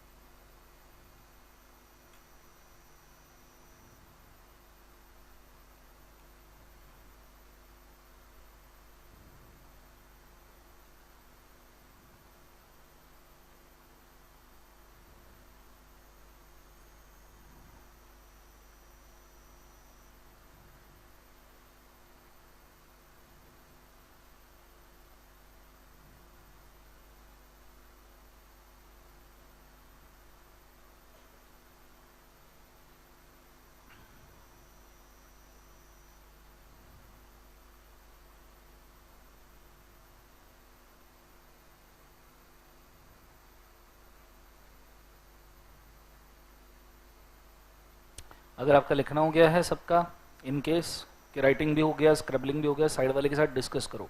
C I am giving, please do understand. सब जनों का ध्यान है? ओके, मेरे तरफ ध्यान दो 2 minute. Please do understand very carefully. हो सकता है आपके चैप्टर बहुत जल्दी आपको यहाँ पे याद हो चुके हो, ठीक है, but I am specifically giving you more time because please do understand this is our base, this is our नींव, कॉन्क्रीट वाली नींव फॉर अवर सिलेबस. ये बेस आपका जितना स्ट्रांग होगा उतना ही ताकतवर आपका सिलेबस होगा, क्योंकि हमको इसके बाद इसी में घूमना है. फॉर एग्जाम्पल, ऐसा नहीं होने वाला कि मैं आपको पढ़ाना शुरू करूंगा सेक्शन नंबर 3 से, फिर 3, फिर 3A, फिर 4, 5, 6, 7. I am not going line wise, और लाइन वाइज लॉ पढ़ाया भी नहीं जा सकता. मैं अगर तुमको बताऊंगा मेमोरेंडम अल्टर करना है सेक्शन नंबर 13 में स्पेशल रिजोल्यूशन, तो पहले मेरे को तुमको स्पेशल रिजोल्यूशन पे लेके जाना पड़ेगा. एंड लाइन वाइज अगर सेक्शन वाइज में तुमको पढ़ाने लग गया, तुमको एक्चुअल लॉ का फीलिंग आएगा ही नहीं, पता ही नहीं चलेगा, समझ ही नहीं आएगा लॉ कैसे बनाते हैं, ठीक है. सो मैं ये इसलिए करवा रहा हूं, इसके पीछे भी रीजन है कि रैंडमली भी मैं किसी चैप्टर के अंदर जम कर लूं, मैंने सेक्शन नंबर किसी भी चैप्टर का बोला, आपको इमीडिएट क्लिक हो जाए, अच्छा दर्शन सर वो चैप्टर की बात कर रहे हैं. एंड चैप्टर के नाम से एक चीज बन जाएगी.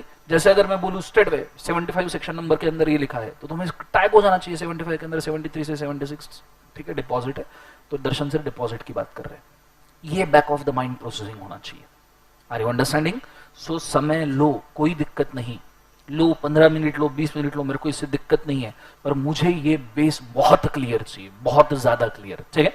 और जिनको बहुत जल्दी याद हो रहा है, वेरी गुड थिंग, अच्छी बात है, पर थोड़ा सा पेशेंस के साथ मेरे साथ चले, क्योंकि पूरे क्लास को याद होना चाहिए. अगर आपको याद हुआ है तो एक जिम्मेदारी उठाओ बाजू वाले की और उसको याद करवा दो, कंफर्म कर लो उसको भी आ रहा है.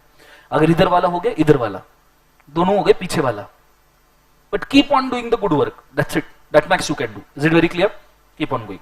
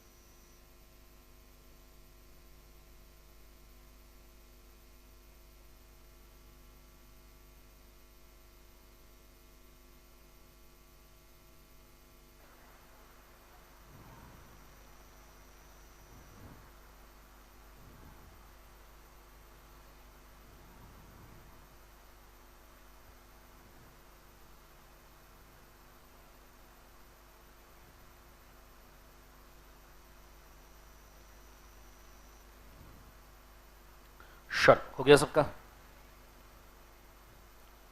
ओके, 80-90% याद हो गया है, 80-90% पहुंच चुके हो, ठीक है. बचाओ मेरे ऊपर छोड़ दो, मेरे तरफ ध्यान दीजिएगा, ठीक है, पूरा फोकस मेरे ऊपर. Are you guys ready? बोलो हाँ या ना, बिना देखे बोलने का है पहले चैप्टर से. Are you guys ready? Okay, सबसे पहले प्रिलिमिनरी. ओयो स्टोरी लेना है साथ में या साइड में रखा चल जाएगा? डायरेक्ट साइड में, अच्छी बात. सो पहला चैप्टर कौन सा है? Preliminary, section number 1 and 2. 1 में प्रीएम्बल है, 2 में डेफिनेशंस है. क्या हमारा हो चुका है रफली ये चैप्टर? यस. जो डेफिनेशन बाकी है चैप्टर वाइज आ जाएगी. दूसरा chapter banana, formation and incorporation, 3 से लेके 22. तीसरा चैप्टर प्रोस्पेक्टस, बुलाना, invitation, prospectus and allotment of shares 23 से लेके 42 तक. Is it very clear? Next वाला लगाना, क्या लगाना? Capital, share capital and debenture. कहां से कहां तक? 43 से लेके 72 तक. डालना डिपॉजिट्स, पूरा नाम है एक्सेप्टेंस ऑफ डिपॉजिट या डिपॉजिट्स एक्सेप्टेंस. ठीक है, 73 से लेके 76. अब होल्ड करना, मैं पहले ये नहीं बोल पाया, अदरवाइज आप कंफ्यूज होते. It's not only 76, it's 76A. ठीक है, एंडिंग सेक्शन है 76A. ये थोड़ा सा अपडेट रखना, लिखा नहीं चलेगा, बाद में लिख लेंगे, डोंट वरी, याद रखने की कोशिश करो. 73 से लेके 76A. Is it very clear? Charge करना 77 से लेके 87. अब यहां से तुम थोड़ा सा डोलना शुरू कर दोगे, बी फोकस. ठीक है, फिर मैनेज करना 88 से लेके 122 तक. लास्ट बेंचेस इधर पिलर के पीछे वाले, समझ में आ रहा है बच्चों? याद हो रहा है क्या? बोलो हाँ या ना. नेक्स्ट वन, बांटना. क्या बांटना है? Dividend. Dividend and divisible profit. कहां से कहां तक? 123 से लेके 127 तक. फिर उसके बाद में अकाउंट्स, कितना? 128 से लेके 138. और फिर ऑडिट ऑफ अकाउंट्स 139 से लेके 148. याद आया? फॉरेन कंपनी स्पेशली याद रखो, 379 से लेके 393. एलएलपी में टोटल सेक्शन कितने हैं? 81. फेमा में टोटल सेक्शन कितने हैं? 49. एलएलपी फेमा हमको पूरा एप्लीकेबल नहीं है, फेमा में सिलेक्टेड सेक्शन एप्लीकेबल है, एलएलपी में भी सिलेक्टेड, तो इतने सारे पढ़ने नहीं है हमें, मैंने आपको टोटल नंबर बोल दिया. ठीक है, जीसीए के सेक्शन सिलेक्टेड याद करेंगे, इंटरप्रिटेशन में कोई भी सेक्शन नहीं. यहां तक याद आया? एक बार उल्टा, फेमा में कितने सेक्शन है? 49. एलएलपी में कितने हैं? 81. उसके पहले का चैप्टर फॉरेन कंपनी, कहां से कहां तक? 379 से लेके 393 तक. उसके पहले का चैप्टर ऑडिट ऑफ अकाउंट्स, कहां से कहां तक? 139 से लेके 148 तक. उसके पहले का chapter accounts of the company, कहां से कहां तक? 128 से लेके 138 तक. उसके पहले डिविडेंड 123 से लेके 127 तक. उसके पहले मैनेजमेंट, कहां से कहां तक? 88 से लेके 122 तक. उसके पहले चार्जेस, कहां से कहां तक? 77 से लेके 87 तक. याद आ रहा है सबको? लास्ट बेंचेस बोलो हाँ या ना. उसके पहले डिपॉजिट, कहां से कहां तक? अब सोच के, हाँ, 73 से लेके 76A. अभी बोला था ना 70, अच्छा उसमें 76 है, पर 76 के बाद एक सेक्शन ऐड हुआ है, ए, अमेंडमेंट है. Is it very clear? उसके पहले शेयर कैपिटल एंड डिबेंचर, कहां से कहां तक? 43 से लेके 72 तक. उसके पहले prospectus and allotment of share, कहां से कहां तक? 23 से लेके 42 तक. और फॉर्मेशन एंड इनकॉर्पोरेशन 3 से लेके 22. Preliminary 1 and 2. Is it very clear? 1 by 1 छोड़ के. ठीक है ना? आज किसी चीज के बारे में बोर नहीं होने का और सैचुरेट नहीं होने का. You just cross this lecture, everything will be मस्त. ठीक है, सब अच्छा, बढ़िया, जबरदस्त होगा. Let's go. हाँ, प्रिलिमिनरी 1 एंड 2. एक छोड़ो, प्रोस्पेक्टस 23 से लेके 42. शेयर कैपिटल छोड़ो, डिपॉजिट्स 73 से लेके 76. चार्जेस छोड़ो, मैनेजमेंट 88 से लेके 122 तक. डिविडेंड छोड़ो, अकाउंट्स 128 से लेके 138 तक. कुछ बच्चों को अभी बिखर रहा होगा, क्लिक होने में दिक्कत, ये चाहिए मुझे. अभी तो हम 1 बाय 1 छोड़ के देख रहे, बाद में रैंडमली भी याद आना चाहिए. ठीक है, ऑडिट छोड़ो, फॉरेन कंपनी 379 से लेके 393 तक. एलएलपी छोड़ो, फेमा 49 सेक्शन. ठीक है, अब उल्टा 1 बाय 1. फेमा छोड़ो, एलएलपी 81 सेक्शन. फॉरेन कंपनी छोड़ो, ऑडिट ऑडिट 139 से लेके 148 तक. अकाउंट्स छोड़ो, डिविडेंड बोलो बोलो 123 से लेके 127, और समझ में आ रहा है, याद करना है करके। मैनेजमेंट छोड़ो, चार्जेस 77 से लेके 87 तक, डिपॉजिट छोड़ो, शेयर कैपिटल 43 से लेके 72 तक, प्रोस्पेक्टस छोड़ो, फॉर्मेशन 3 से लेके 22 तक। Is it very clear? समझ में आ रहा है? रैंडम ट्राई करते हैं, ठीक है? रैंडम जो पूछूंगा वो बोलने का, ठीक है? फेमा में कितने सेक्शन है? डिविडेंड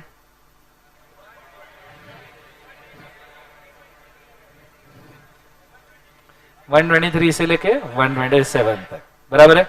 डोंट वरी, 123 से लेके 100, हाँ बराबर, एक सही, हाँ। सुनेगा, अगर क्लिक नहीं हुआ अभी, it's okay, you already done a good job. Is it very clear? बहुत अच्छा काम किया है तुमने, दिक्कत मत लो। तो तुम क्लिक नहीं हुआ, बुरा मत मानो, बी हैप्पी कि अभी तक जो किया कितना अच्छा है। 6th लेक्चर है, किसको सेक्शन याद है? Is it very clear? आप कर रहे हो ना, अच्छा ही काम कर रहे हो, क्या बुरा है? अब बीच सब्जेक्ट पे कमांड आ जाएगा, डोंट वरी, ठीक है? नहीं याद है कोई दिक्कत नहीं, आ जाएगा, ठीक है? शेयर कैपिटल जोर से बोलो, क्या है? 43 से लेके 72 तक। जिनको याद नहीं आ रहा वो ट्राई करे रिसाइट करने का, और अगर सच में आपको याद नहीं आ रहा तो उसको मार्क करके रखे कि ये चैप्टर रैंडमली याद नहीं आ रहा, ठीक है? तो आप उसके ऊपर ही वर्क कर पाओगे। इज इट यस और नो? तो इन टेक्निक्स को यूज करें। ओके, मुझे बताइए, चार्जेस 77 से लेके 87, अकाउंट्स 128 से लेके 138, प्रोस्पेक्टस 23 से लेके 42 तक, बराबर है? डिपॉजिट्स 73 से लेके 76A तक, याद है? ऑडिट 139 से लेके 148, फॉर्मेशन इनकॉर्पोरेशन 3 से लेके 22, याद आ रहा है सबको? मैनेजमेंट एडमिनिस्ट्रेशन 88 से लेके 122, याद आ रहा है पक्का? बहुत बढ़िया। रैंडमली भी याद आ रहा है, ठीक है? 2-4 इधर उधर हुए, कोई दिक्कत नहीं। अब करते हैं असली काम। अब क्या करेंगे बताए? पूछो क्या? मैं बोलूंगा सेक्शन, तुम बोलोगे चैप्टर, ठीक है? मैं क्या बोलूंगा? सेक्शन, और तुम क्या बोलोगे? चैप्टर। कि वो सेक्शन कौन से चैप्टर से? मुझे पता है तुम्हें ये सेक्शन नहीं पता कौन सा है, पर चैप्टर बोल सकते हैं, ट्राई कर सकते हैं। नहीं याद आए, इट्स ओके, जीरो तो नहीं है ना, ठीक है? यस और no? Are you guys ready? Are you guys ready? वंदे भारत माता की, Simon, let's go. Section number 50। Book बंद, बुक बंद, बुक बंद, नजर नीचे जानी ही नहीं चाहिए। बुक कंपलसरी बंद। तुम बेईमान नहीं हो, तुम्हारी नजर बेईमान है। तुम बहुत दिल से अच्छे हो, पर नजर इतनी बेईमान है, वो किधर भी चल जाती बीच में। हाँ बोलो, section 50, share capital and debenture. Range भी बोलना जरा साथ में, 43 से लेके 72 तक। Is it very clear? 90 management and administration, बोलो हाँ या ना? चलो बहुत बढ़िया। कहां से कहां तक? 88 से लेके 122, 25। प्रोस्पेक्टस कहां से कहां तक? 23 से लेके 42 तक, बोलो हाँ या ना? 100। मैनेजमेंट एंड एडमिनिस्ट्रेशन कहां से कहां तक? 88 से लेके 122 तक, 120। सेम चैप्टर, बहुत बढ़िया। 70।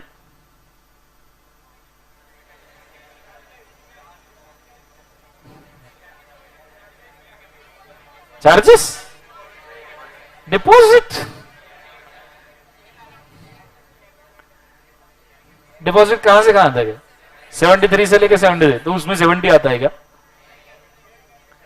कौन सा chapter? Share capital and debenture, 43 से लेके 72 तक। Is it very clear? 20 formation and incorporation कहां से कहां तक?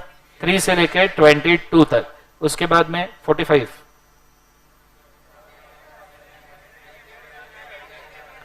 शेयर कैपिटल एंड डिबेंचर 43 से लेके 72 तक, बोलो हाँ या ना। 130,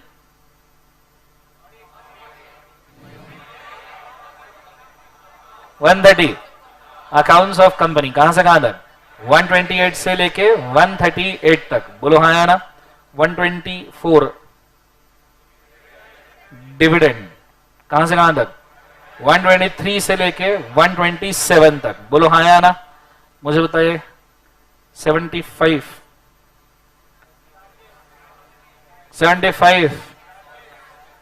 चार्जेस है। 75 जोर से बोलो कहां है? डिपॉजिट 73 से लेके 76A तक। मुझे तो इसमें से कोई भी सेक्शन पता है क्या तुम्हें? कोई पता है कोई सेक्शन कौन सा है? पर ये पता है कहां है। अब इसके बाद में जब मैं पढ़ाऊंगा ना तो I will hop into any section, because that is how the law can be taught. कि अगर मैं तुम्हें पढ़ा रहा हूं मेमोरेंडम, तो मेमोरेंडम से कनेक्टेड सब चीजें एक जगह आनी चाहिए। बुन बुन के we will create a spider web, ठीक है, पूरे लॉ का, कि हर सेक्शन दूसरे सेक्शन से कहीं कनेक्ट करेंगे। तो अगर आपका कभी एक धागा भी टूटता है तो भी आपको बचा हुआ वेब संभाले रखेगा। Is it very clear? Yes और नो? ये चीज को आपने याद रखना चाहिए। समझ में आया पक्का? जोर से बोलो यस और नो। अब बारी है इसको फेयर करने की, ठीक है। बुक्स कलेक्ट किए क्या? किए है, बोलो हाँ या ना। एक बार मुझे किसी ने बुक कलेक्ट किया है, दिखाओ। ओके, आपका बुक ऐसा दिखता है। कवर पे मैं जादू कर रहा हूं, पता नहीं क्यों।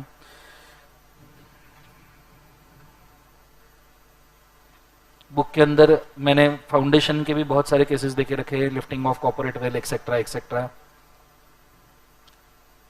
इसमें जगह छोड़िएगा, मुझे देखने दो चैप्टर के लिए।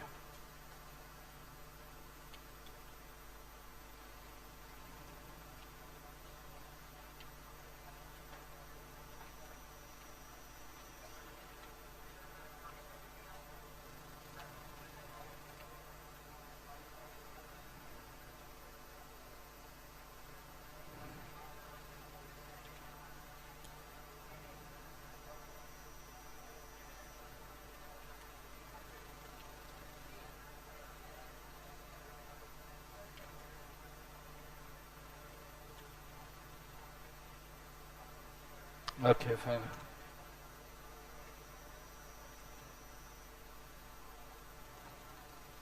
ओके, बेसिक टेक्स्ट बुक के अंदर इसके लिए बेसिक जगह नहीं है, पर ब्लैंक पेजेस बहुत सारे हैं।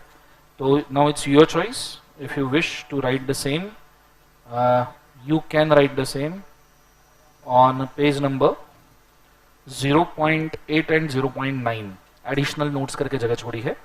0.8 0.9 पे आप चाहो तो इसको लिख सकते हो। एक सेकंड जस्ट, ठीक है, एक सेकंड। हाँ, पेज नंबर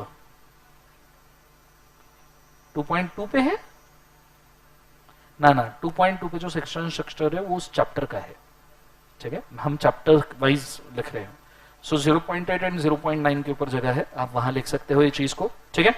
नहीं, अगर आपको वहां लिखना, आप आपके रजिस्टर में लिख सकते हो, पर लिखने का तरीका मैं आपको मेंशन कर दूं, ठीक है।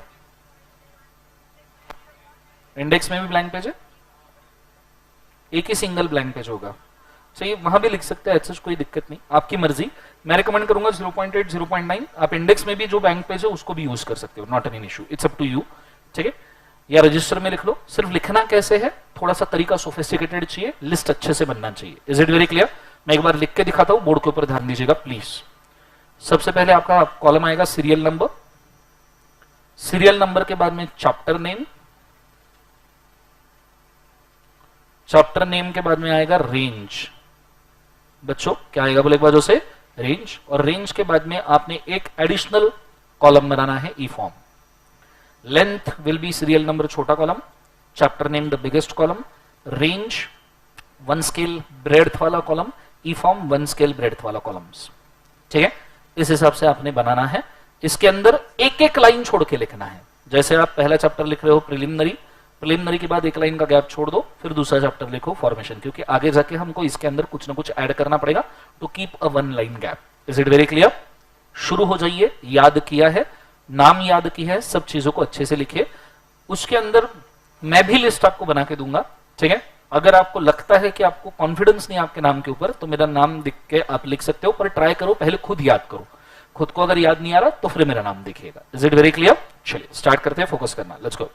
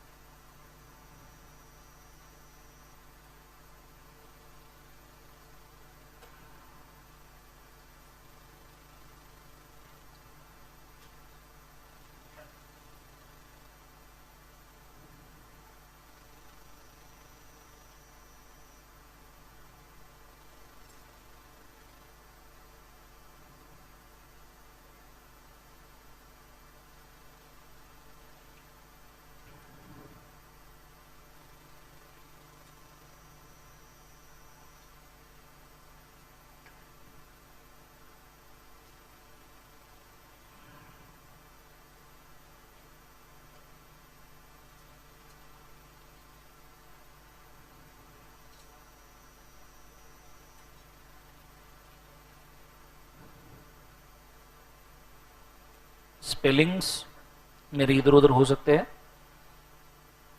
तुम अच्छे से लिखना पर।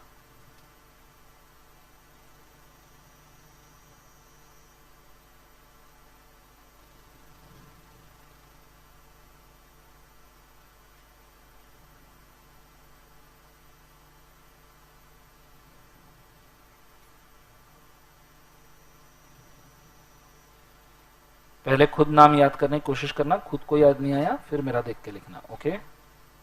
और पहले खुद कोशिश करो प्लीज, अदरवाइज कोई फायदा नहीं होगा।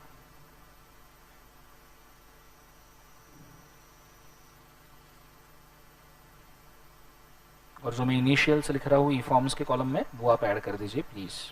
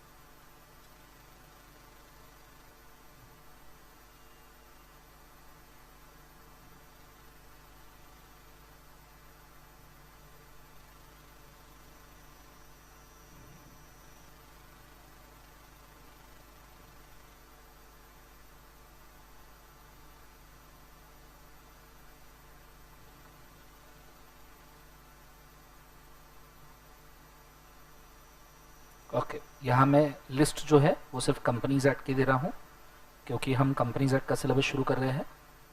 एलएलपी और फेमा के जो सेक्शंस मैंने बोले वो आपने वैसे ही जनरली याद रखने हैं, ओके? उसको इस लिस्ट के अंदर ऐड मत करना, क्योंकि we are having the list of companies at LLP FEMA के सेक्शन, हम जब वो शुरू करेंगे तब वापस ले लेंगे, डोंट वरी।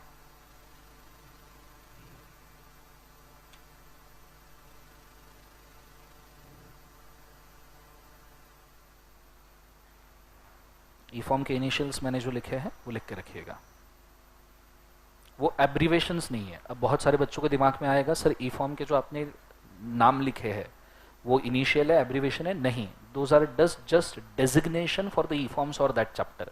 उसका कोई भी लॉन्ग फॉर्म नहीं है, वो ना ही खुद कोई शॉर्ट फॉर्म है, ना ही वो इनिशियल है।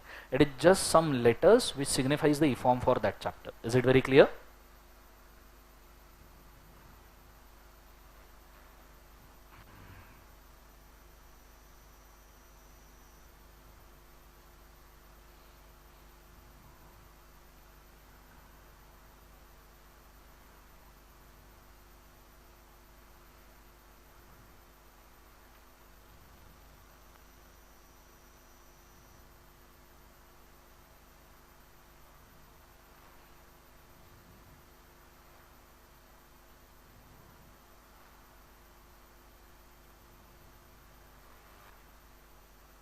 Lifting of corporate veil inter में नहीं है, पर मैंने तुम्हारे नोट्स में देके रखा है, बिकॉज डायरेक्ट एंट्री वालों को शायद वो पढ़ना पड़ेगा।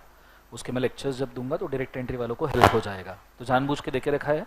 आप चाहो तो पढ़ सकते हो, नहीं तो उसको स्किप कर दो, कोई दिक्कत नहीं। टाइप्स ऑफ कंपनी से पढ़ना आपने शुरू करना है। नोट्स के अंदर मैंने देके रखे केसेस, कभी कोई पढ़ना चाहे तो।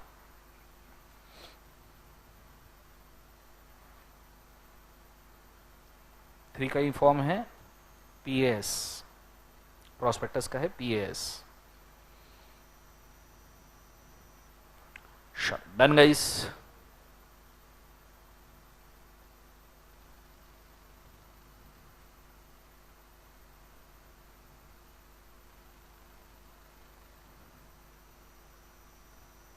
सब लिख लिया सबने?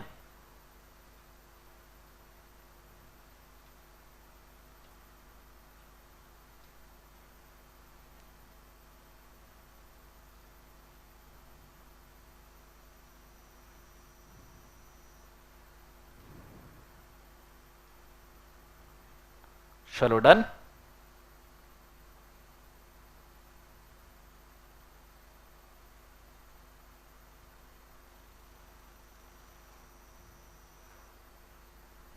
सबका लिखना हो गया है? बोलो हाँ है ना। चलो मुंडे मुंडे झटको, स्ट्रेट बैठो, फोकस, लेट्स गो। अब मैंने आपको पूरा सिलेबस कंपनीज एक्ट का बोल दिया, ठीक है।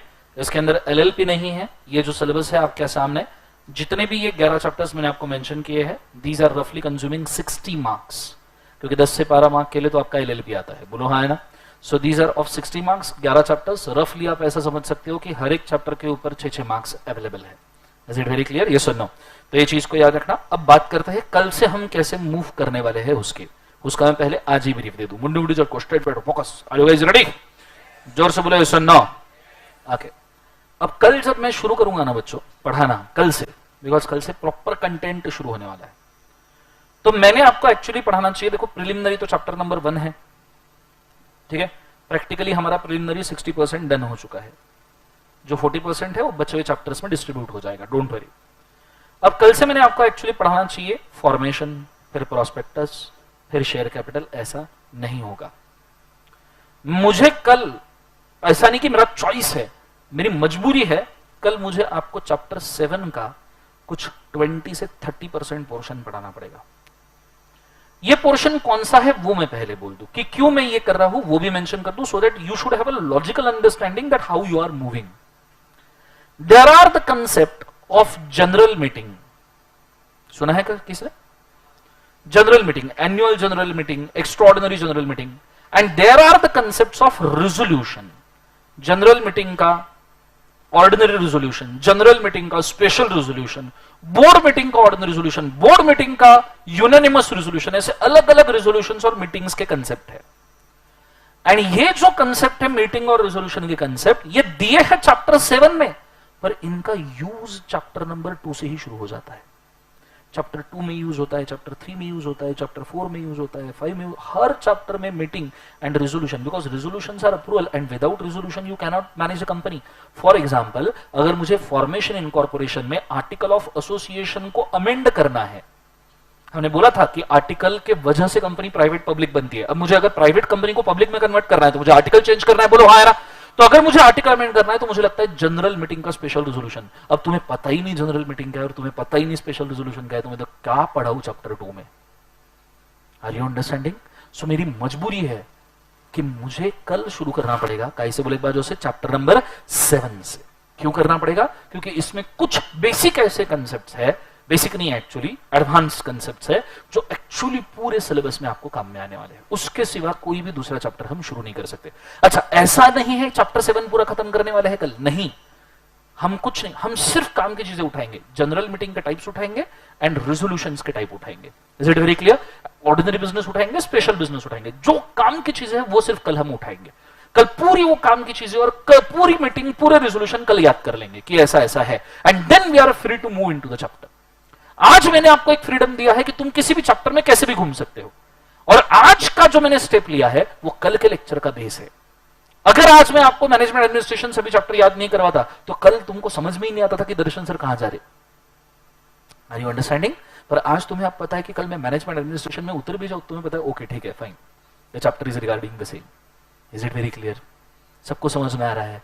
तो कल से आपका कंटेंट शुरू होगा, और ऐसा नहीं है कल जो पढ़ाऊंगा वो काम करेंगे, उल्टा उसके ऊपर भी मार्क्स है। अगर मैनेजमेंट एडमिनिस्ट्रेशन 12 से 15 मार्क के लिए आता है तो कल जो पढ़ा रहा है वो हो सकता है वो 4 मार्क के लिए आ जाए। Is it very clear?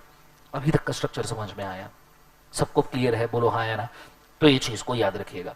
आज का मेरा एक ही टारगेट था, तुमको चैप्टर याद करवा के देना और ओयो का स्टोरी प्रैक्टिकली समझना। जो हमने ओयो के फैक्ट फिगर देखे, except for that loss every figure is a case study, और जो हमने चैप्टर देखा सभी के सभी चैप्टर्स आपके अगले लेक्चर्स के बेस बनेंगे। Is it very clear? आज मैं तुमको जल्दी छोड़ रहा हूं बिकॉज भाई सो बिकॉज मुझे पता नहीं था इतनी खुशी आज जल्दी छोड़ रहा हूं क्योंकि मुझे लगा नहीं था इतने जल्दी याद हो जाएगा, but you have done a good job. Now have applause for yourself. ठीक है, कल से बने रहना अच्छे तरीके से, ठीक है, पढ़ते रहना। आज हाँ होमवर्क लेके जाइए, या कल के 2 क्वेश्चन आपने नहीं किए होंगे तो अभी बैठ के कीजिए। आज हमको चैप्टर से याद करना, या होमवर्क चेक कर ले, चलेगा? कर लेते, होमवर्क चेक कर लेते फिर जाना। प्लीज प्लीज, छुट्टी नहीं अभी, रुको होल्ड। ओके, क्या होमवर्क दिया था कल? 5-10 मिनट में हो जाएगा, वैसे भी 10-15 मिनट पहले ही छूटेगा, डोंट वरी। ओके, कौन सा क्वेश्चन दिया था बोलो? 1.22 14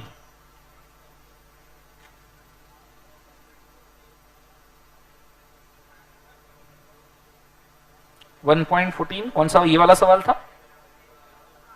बोलो हाँ है ना? ओके, सवाल में एक बार पढ़ता हूं, होल्डिंग सब्सिडरी का है probably. Ready? Are you guys ready? बोलो हाँ है ना? चलो क्वेश्चन पढ़ रहा हूं, होमवर्क की तरफ ध्यान दीजिएगा चेक करने पे।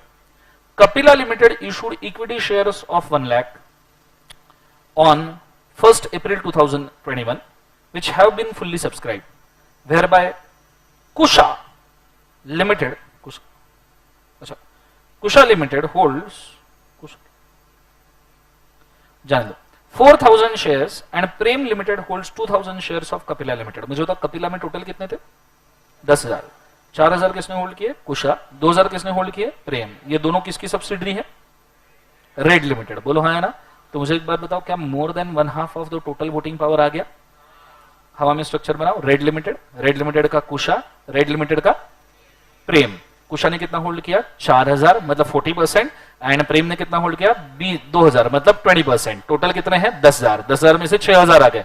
तो मुझे एक बात बताओ, दोनों के लिए एसोसिएट हुआ और जो रेड है उसके लिए क्या हो गया? Subsidiary. Is it very clear? जोर से बोले yes or no। तो क्या यहाँ पे सब्सिडरी कंपनी है? Yes. Examine with the provision whether Kapila limited is subsidiary of red limited. Yes. Whether Kapila limited can hold shares in red limited.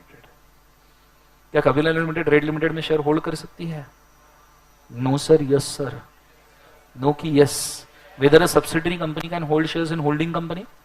Okay, आपको फिलहाल इसका आंसर पता होगा, नहीं पता होगा इट्स ओके। सेक्शन 19 मार्क करके रखना। सेक्शन 19 में हम इसको डिस्कस करेंगे, whether subsidiary company can hold shares in holding. इसके 3 एक्सेप्शंस है and I will tell you कब कब। ठीक है, 3 एक्सेप्शन है, सेक्शन 19 में हम इसको डिस्कस करेंगे। Is it very clear?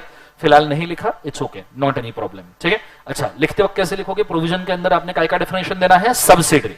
जोर से बोलो yes or no। दूसरा, एक्सप्लेनेशन में आपने कैलकुलेशन देना है, आंसर में आपने कंक्लूड करना है। दोनों क्वेश्चन, हालांकि 19 को अभी नहीं किया चलेगा, तुम्हारा जितना नॉलेज है उसके हिसाब से लिखो, कोई प्रॉब्लम नहीं। Is it very clear? चलो डन। ये होने के बाद दूसरा सवाल कौन सा था? पेज नंबर सेम पेज पे था ये वाला, द इंफॉर्मेशन वाला। ये थोड़ा खतरनाक था क्या? The information extracted from the audited financial statements of smart Solutions Private limited is as follows. Paid up equity share capital is 50 lakh divided into 5 lakh equity shares of rupees 10 each. 50 lakh का capital है, 5 lakh share है। हमारे काम की चीज share ही है 5 लाख के, that's it. There is no change in the paid up share capital. The turnover is कितना बोले एक बार? 2 crore. It is further understood that Nice Software Limited, which is a public limited company, is holding 2 lakh equity shares fully paid up of Smart Solution. 2 lakh ही है, 5 में से 2 है। क्या subsidiary बनी है? क्या एसोसिएट बनी है? हाँ। Smart Solutions Private Limited has filed a financial statement for the said year excluding the cash flow statement with the prescribed line. The ROC has issued notice to Smart Solutions, it has filed the cash flow statement along with the balance sheet profit and loss. You are required to advise whether Smart Solutions Private Limited shall be deemed to be a small company whose significant equity share capital is held by public company. बोलो क्या ये small company है? मुझे बताओ कितना paid up capital चाहिए? पहले definition, provision में पहले डेफिनेशन आएंगे, पर दूसरा पॉइंट क्या आएगा? Exception. Statutory company, holding subsidiary and का बोले एक बार सेक्शन 8। यहां पे उन्होंने होल्डिंग सब्सिडरी में एक्सेप्शन क्रिएट करने की कोशिश की है, पर है नहीं। क्लियर है? और तीसरा पॉइंट, करंट लिमिट इज कितना? 4 crore and 40 crore. Is it very clear? मुझे बताओ 4 करोड़ का कैपिटल है क्या? कितना पेड अप कैपिटल है? 50 लाख का ही है ना? बोलो हाँ है ना? तो स्मॉल कंपनी 50 लाख के हिसाब से है, बोलो हाँ है ना? टर्नओवर कितना था? 40 करोड़। ये कितना है? 2 करोड़। तो इसके हिसाब से भी स्मॉल कंपनी है। हाँ।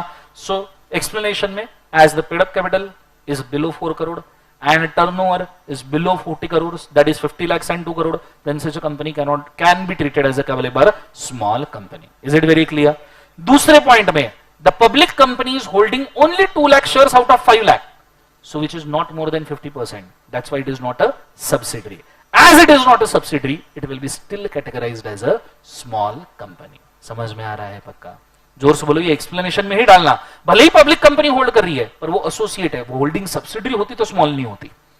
Is it very clear? अच्छा, ये पब्लिक कंपनी है क्या? पहली वाली पब्लिक है क्या? प्राइवेट लिमिटेड में स्मार्ट सॉल्यूशंस प्राइवेट है तो स्मार्ट, वो स्मॉल होगा। अगर ये स्मार्ट सॉल्यूशन पब्लिक लिमिटेड बोलते तो स्मॉल बोलते थे क्या? नहीं। फिर कैलकुलेशन करके भी फायदा नहीं है, because small company is not a public company. Is it very clear? सबको समझ में आ रहा है? बोलो हाँ या ना। नीचे और कोई सवाल पूछा है, चेक कर लेते हैं। Whether Smart Solutions Private Limited has, ये छोड़ दीजिए फिलहाल, आपको एनुअल अकाउंट्स एनुअल रिटर्न्स का फाइलिंग नहीं पता, ठीक है?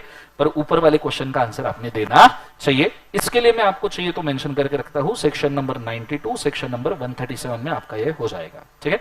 मार्क करके रख लीजिए 92 137। Is it very clear? चलो, दोनों होमवर्क चेक हो गए सबके? बोलो हाँ है ना?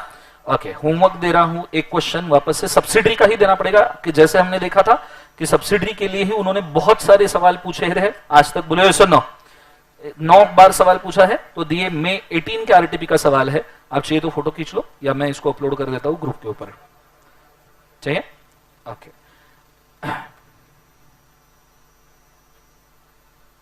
ठीक है। आज हमने कोई चीज पढ़ी नहीं है, सो इसलिए आज क्लास वर्क राइटिंग का कोई क्वेश्चन नहीं है। अगर आप चाहो तो यहीं बैठ के होमवर्क कंप्लीट कर लो, मतलब घर का टेंशन भी आपका खत्म। Is it very clear?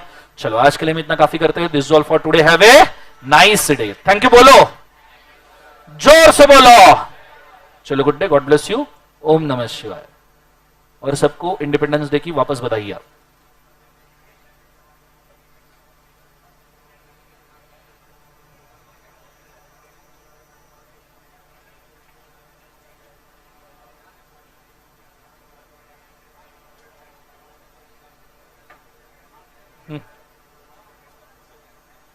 बोलिए। हम्म